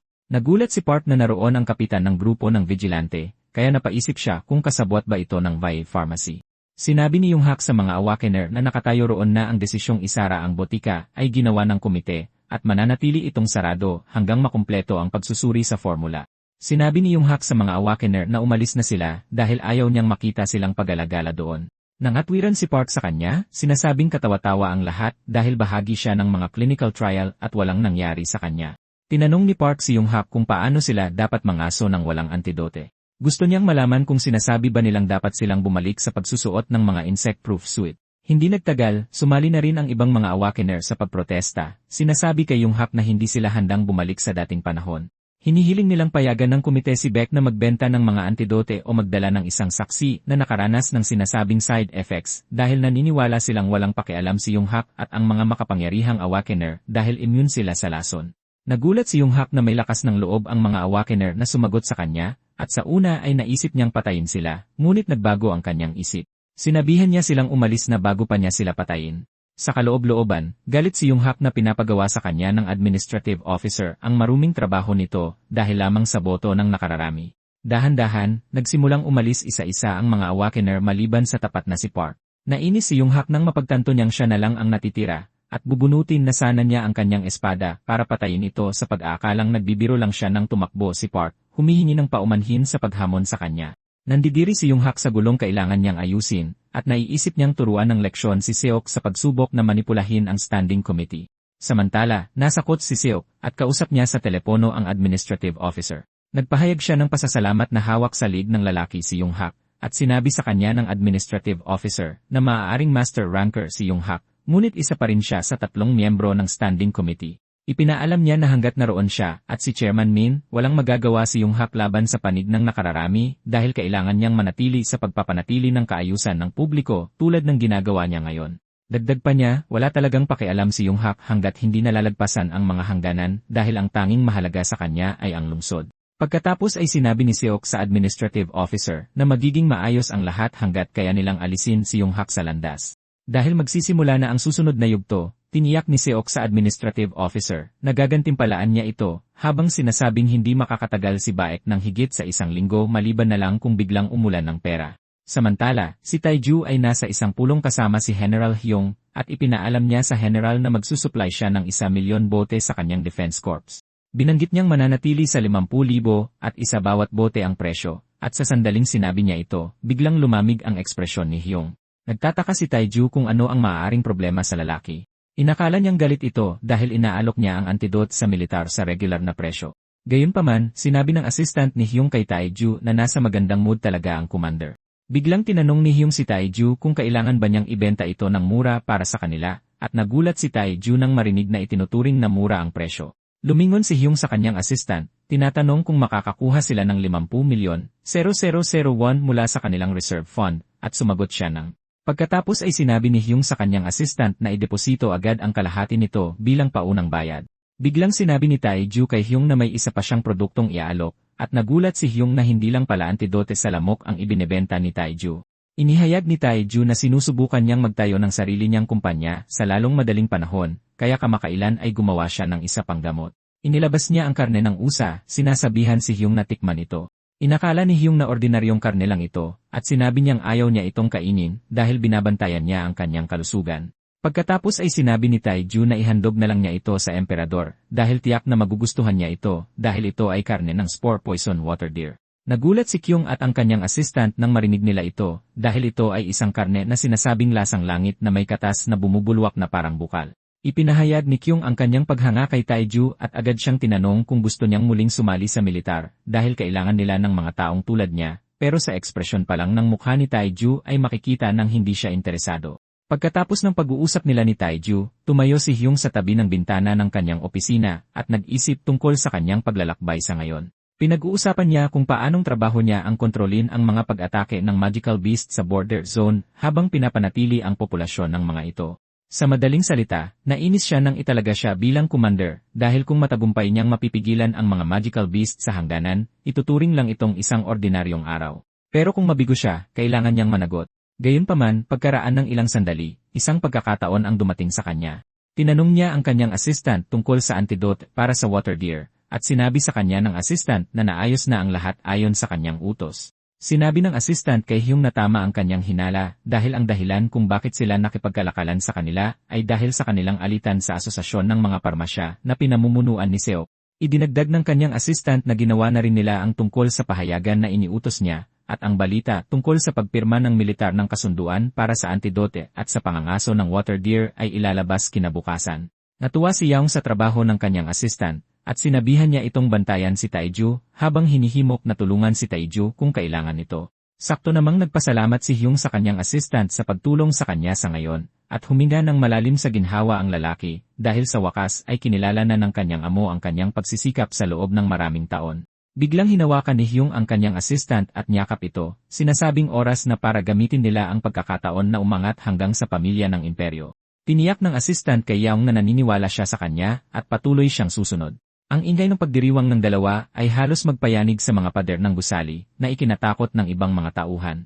Kalaunan, nagkita si Baek at Taiju sa bahay nito, at sinabi ni Baek na malapit nang maitatag ang kumpanya at ang kailangan na lang niyang gawin ay pumili ng pangalan. Nagpasalamat si Taiju kay Baek sa kanyang pagsisikap habang ipinapahayag din ang kanyang ginhawa na naging matagumpay ang kasunduan sa militar. Sa katunayan, natutuwa siya na si Hyung ang naghanda ng daan para sa kanila, na sa huli ay nagligtas sa kanila sa gulo sa pamamagitan ng pag-leak ng kanilang kontrata sa militar at ng bagong development ng gamot bilang eksklusibong balita. Nakikita ni Taiju na hindi nakarating ang lalaki sa posisyon ng isang commander dahil lang sa swerte. Sinabi ni Taiju kay Baek na sa lahat ng nangyayari, pumanig na sa kanila ang pagkakataon. Tila nabayaran na rin ni Baek ang utang niya gamit ang paunang bayad na nakuha nila mula sa militar. Sa katunayan, isinara ni Baek ang lahat ng kanyang account sa bangko dahil sa inis. Natuwa si Taiju sa kanyang ginawa at hinimok niya itong gamitin ang natirang pera para pamahalaan ang ampunan. Sakto namang sinabi ni Taiju kay Baek na napag-isipan na niyang mabuti ito at sa tingin niya ay hindi niya kayang patakbuhin ang kumpanya ng mag-isa. Ipinaalam niya kay Baek na kailangan niya ng isang mapagkakatiwalaang kasosyo at tinanong niya si Baek kung bukas ba siyang maging business partner niya. Nagulat si Baek nang marinig ito, at sinabi niya kay Taeju na ang tanging ginawa niya ay magpatakbo ng isang maliit na botika, kaya sa tingin niya ay hindi siya gaanong makakatulong. Hindi sumang-ayon si Taeju sa kanya, sinasabing ang tanging alam niyang gawin ay gumawa ng gamot at hindi niya man lang alam kung paano ito ibenta. Ipinaalam ni Taeju sa kanya na hindi niya kayang gawin ang negosyo nang wala ang kanyang tulong. Humanga si Baek sa kung gaano kalaki ang tingin ni Taeju sa kanya. Pumayag si Baek na maging kasosyo niya, ngunit sinabing ito ay magiging 9-1 ang Hanshan, at si Taeju ang makakakuha ng mas malaking bahagi. Gayunpaman, hindi sumang-ayon si Taeju, at iminungkahi niyang gawin itong 7-3 ang Hanshan. Pumayag si Baek dito, ngunit ipinaalam niya kay Taeju na hindi siya ang magpapatakbo nito dahil may ibang mas may kakayahan. Lumalabas na ang taong ito ay lumaki rin sa ampunan, at sinabi ni Baek kay Taeju na nakilala na niya ito. Ang taong tinutukoy niya ay si Soyeon, at binanggit ni Baek na siya ang pinakamatalino sa kanyang mga anak. Tinanong niya si Taeju kung ayos lang sa kanya para matawagan niya ito kaagad. Sa kaloob-looban, humanga si Taeju sa kung paano pinatakbo ni Baek ang lahat dahil nakapagpalaki siya ng mga bata na pumasok sa lipunan na may iba't ibang propesyon na para bang iyon ang kanyang superpower. Tiniyak ni Taeju kay Baek na bukas siyang makipagtrabaho sa sinumang may kakayahan at nagkamayan ang dalawa para isara ang kasunduan. Pagkatapos ay sinabi ni Taeju kay Baek na may naisip siyang pangalan para sa kumpanya. Inihayag niya na ang pangalan ay Taihong Bio na pinagsamang pangalan nilang dalawa. Natuwa si Baek sa pangalan at tiniyak niya kay Taeju na ipaparehistro niya ito kaagad. Bukod pa rito, nabanggit niyang tumawag na siya ng mga awakend na lumaki sa ampunan para protektahan si Taeju bilang mga bodyguard. Tinanong siya ni Taeju kung bakit niya ito ginawa at inihayag niya na baka gustong gumamit ni Seok ng dahas, kaya gusto niyang protektahan siya ng mga kasama. Tiniyak ni Taeju kay Baek na ayos lang siya, at iminungkahi na protektahan na lang ng mga kasama ang ampunan. Sa kanyang sarili, nagtataka si Baek kung ano ang inaasahan ni Taeju kaya siya sobrang kumpiyansa. Dahil walang marka si Taeju sa kanyang mukha, naniniwala si Baek na hindi siya awaken, at iniisip niya kung umaasa si Taeju sa kanyang dating lakas sa militar. Nakikita ni Taeju ang pag-aalala sa mukha nito, at tinanong niya kung bakit nagpapakita pa rin siya ng labis na kawalan ng tiwala matapos ang lahat ng ipinakita niya.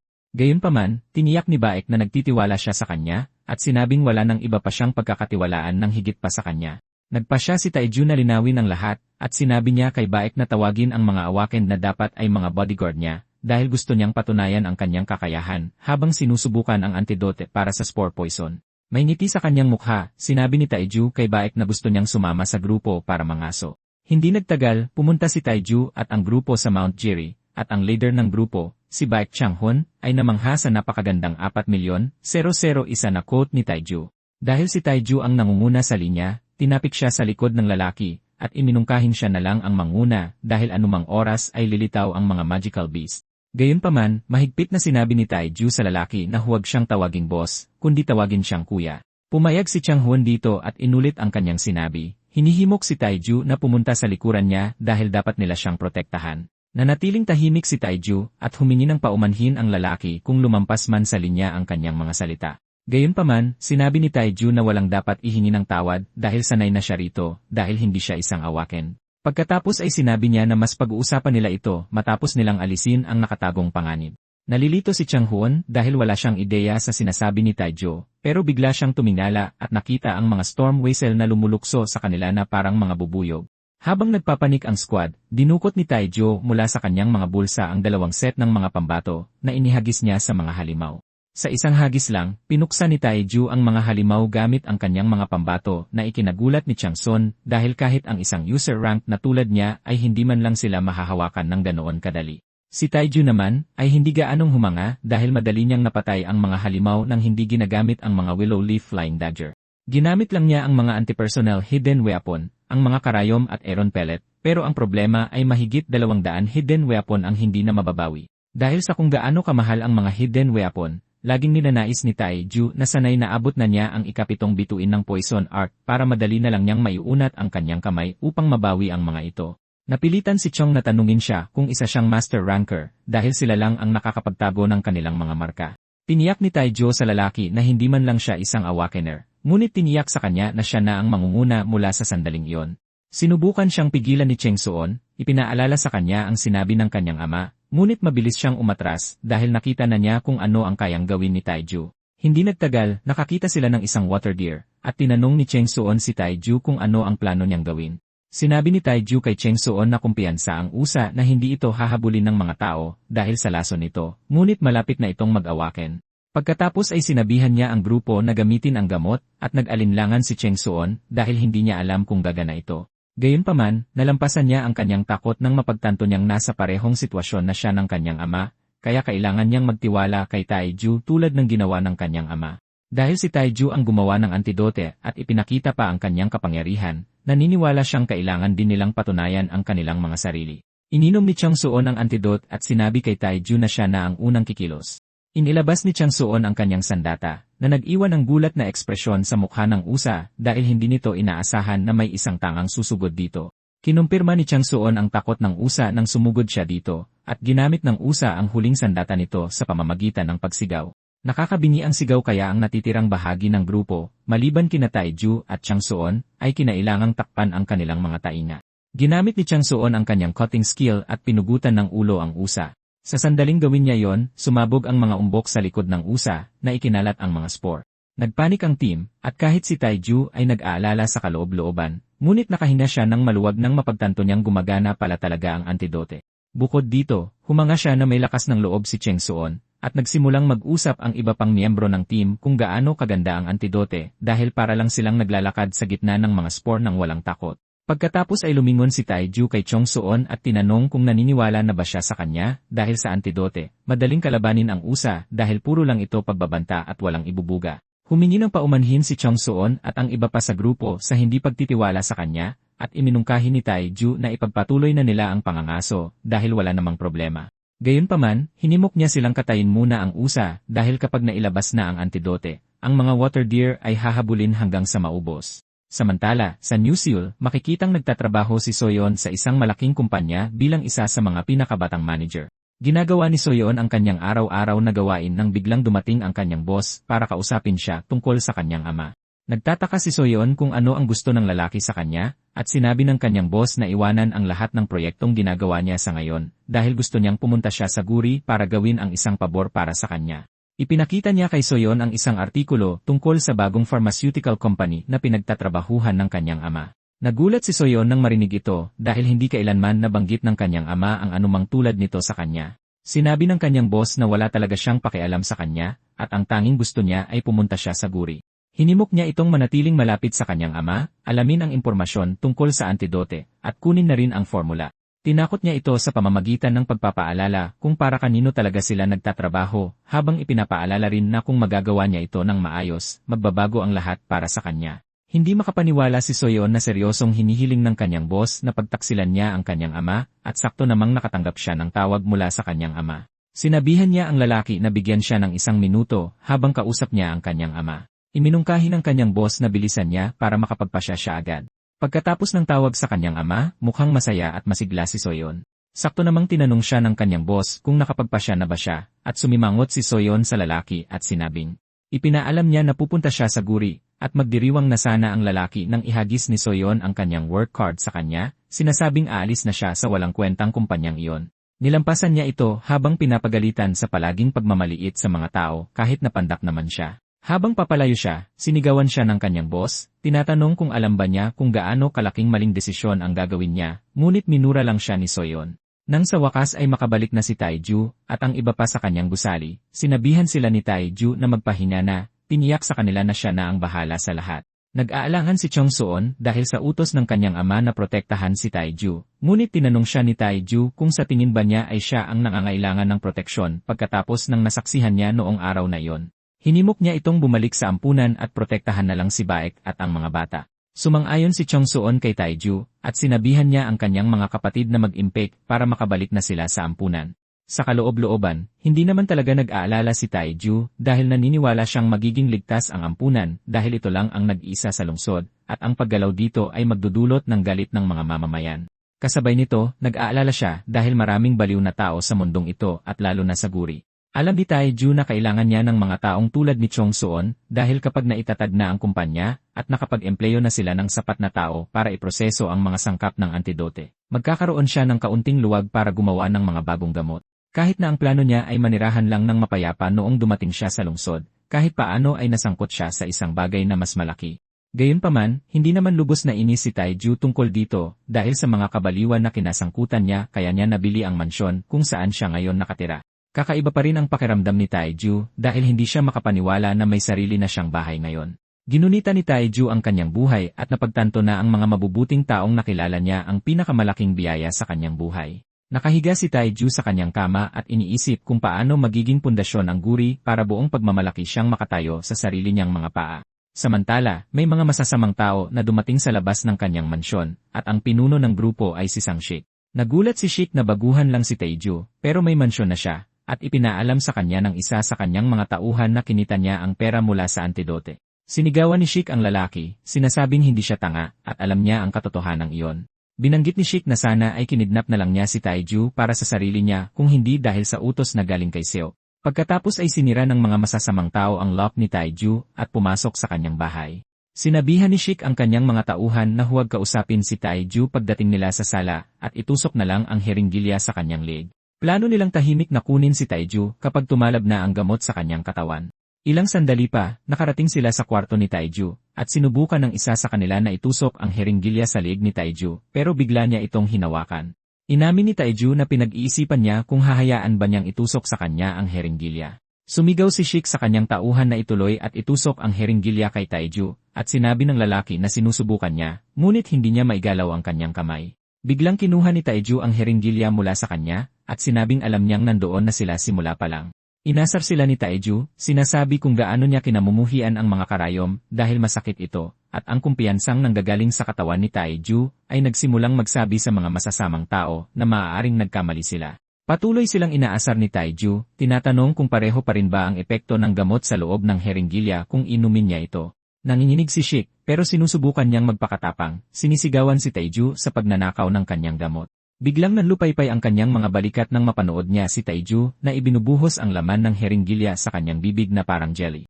Sa sandaling matikman niya ito, napagtanto ni Taiju na ito ay droga, at inasar niya si Shik, tinatanong kung mayroon pa siyang maibibigay. Tila, laging may mga alingaw-ngaw na isang sindikato sa mga slum ng lungsod ang nagpapakalat ng droga. At dahil hindi mapigilan ang sindikato, nahinuha ni Taiju na may isang taong nasa mataas na posisyon sa lungsod ang sumusuporta sa kanila. Ang mga drogang ito na nagdulot ng labis na pagkawasak ay nasa kanyang harapan na ngayon. Dahil ang droga ay isa ring uri ng lason na may mga bagong katangian na hindi pa niya natitikman, ipoproseso ito ng kanyang katawan. Sa madaling salita, nakatagpo rin si Tang ng iba't ibang uri ng droga noong naglalakbay siya sa mundo ng martial arts, at ito ang dahilan kung bakit sinisipsip ni Taiju ang mga droga para mapataas ang antas ng kanyang poison essence. Sinimulan din ni Taiju na sipsipin ang droga mula sa mga masasamang tao, na lubos na ikinagulat ni Shik. Pagkatapos ay tinanong siya ni Taiju kung sino ang nag-utos sa kanya, ngunit takot siyang magsalita. At isinailalim siya ni Taiju sa isang mahigpit na proseso ng tuluyang pagsipsip ng mga katangian ng droga mula sa kanyang katawan para magrelapse siya. Kinabukasan, nakitang papunta si Junghak sa mansyon ni Taiju. Lumalabas na nag-report si Taiju tungkol sa panloloob. Bukod pa rito, nalaman ni Junghak na nalaman na ni Taiju na si Seok ang nagpadala kina Shik at sa kanyang mga tauhan matapos niyang tanungin sila.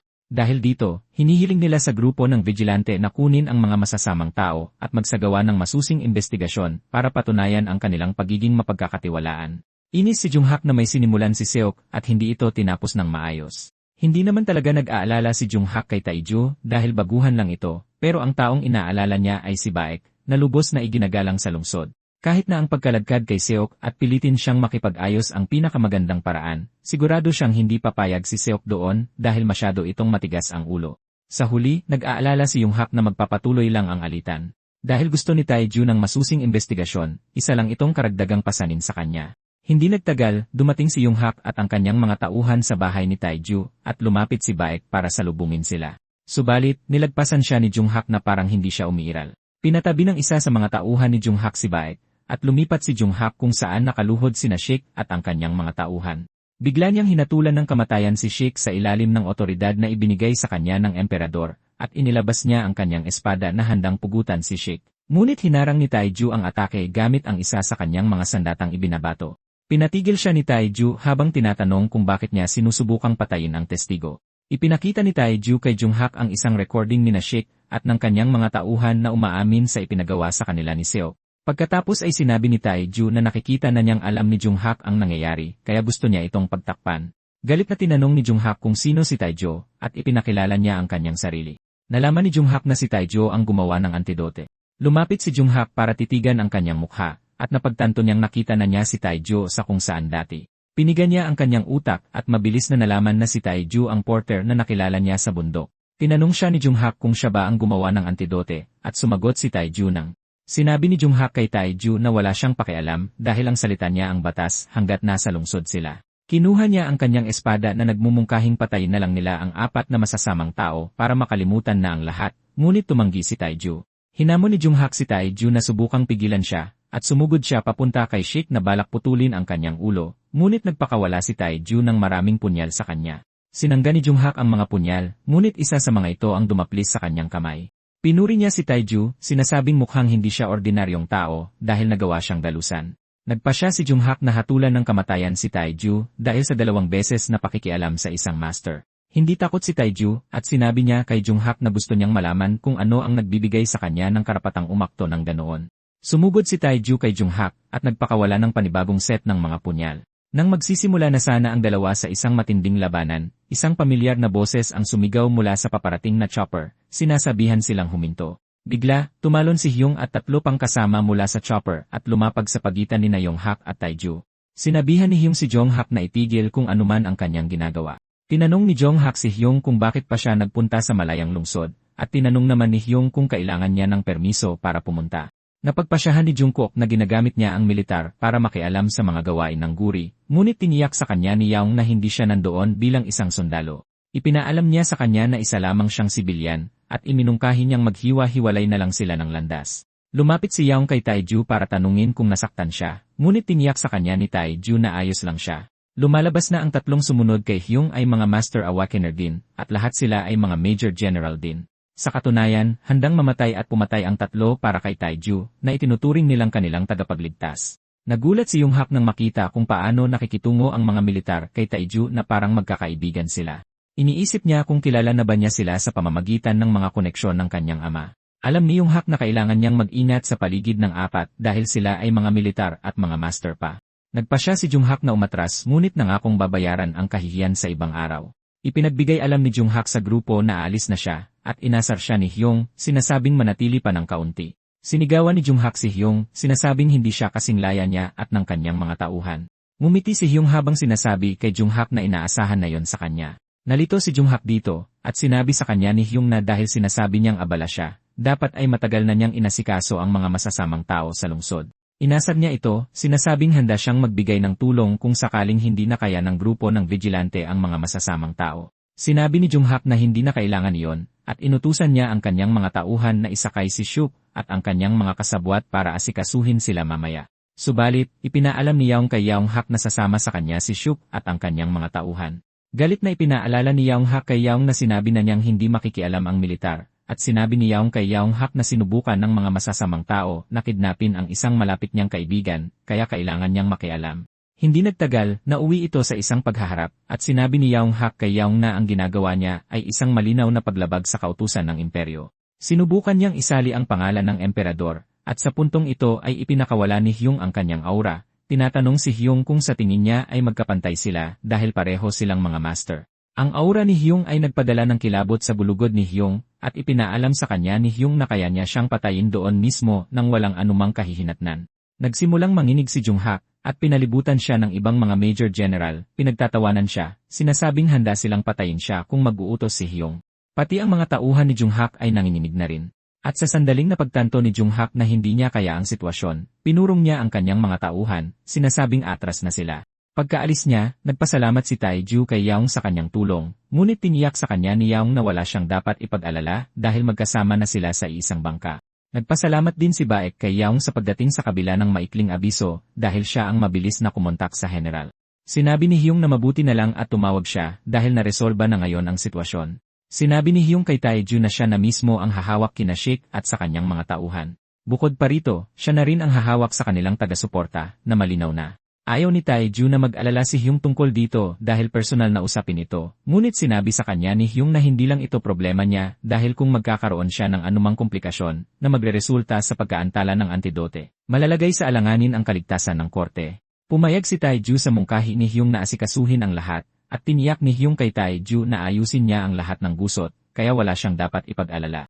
Naiwan si Tae-ju na iniisip si Jung-hak, at malinaw niyang naalala na tinamaan si Jung-hak ng isa sa mga lumilipad na punyal, ngunit hindi siya nagpakita ng anumang sintomas ng pagkalason hanggang sa umalis siya. Naniniwala si Tae-ju na maaaring naging masama ang kalalabasan para sa kanya kung hindi dumating si Yaong. Dahil dito, napagtanto ni Tae-ju na mahina pa rin siya, at kailangan niyang lumakas para hindi na maulit ang ganoong pangyayari. Sa kabilang banda, habang bumabalik si Yaong-hak sa kanyang opisina, napansin niyang sariwa pa rin ang galos na natamo niya, nakakaiba. Iniisip niya kung lason ba ito, at bago pa niya mamalayan, nagsimula na itong kumalat sa kanyang katawan. Agad na naging berde ang kanyang katawan at lumitaw ang kanyang mga ugat. Sumisigaw siya sa sakit, at sinisigawan ang kanyang assistant na dalhin siya agad sa ospital. Habang nasa bingit ng kamatayan, nagtataka si Yaong-hak kung ano ang ginawa ni Tae-ju sa kanya. Maya-maya, habang pabalik na sa base si Yaong at ang kanyang mga tauhan, inutusan ni Yaong ang mga ito na itapon si Shik at ang kanyang gang sa karagatan dahil nalaman na nila ang lahat ng kailangan nilang malaman. Nagmamakaawa ang mga masasamang tao, pero hindi pinansin ni Yaong ang kanilang mga sigaw habang tinutulak silang lahat palabas ng chopper. Matapos nilang gawin yon, sinabi ni Yaong sa kanyang mga tauhan na ang susunod na alisin sa listahan ay si Seok. Bukod pa rito, nag-utos siya na magpadala ng ilang tropa sa Taehongbyo para protektahan ang lugar. Mukhang handa na si Hyung na gamitin ang pagkakataon para magkaroon ng koneksyon kay Tae-jo. Samantala, dumating na si Soyeon sa Guria City Airport, at nakatanggap siya ng tawag mula sa kanyang kapatid na nagkwento sa kanya ng lahat ng ginawa ni Tae-jo para sa kanilang pamilya at sa ampunan. May malawak na ngiti sa kanyang mukha, sinabi niya kay Chong Suon na malapit na siyang umuwi. Pagkatapos ay sinabi niya sa taxi na ihatid siya sa ampunan ni Baek at hirap siyang itago ang ngiti sa kanyang mukha dahil sa wakas ay naintindihan na niya kung bakit siya pinauwi ng kanyang ama. Hindi nagtagal, dumating siya sa ampunan at nadatnan silang nagluluto ng isang piging. Tumatakbong sumalubong ang kanyang ama, nagpapasalamat sa kanyang pagdating.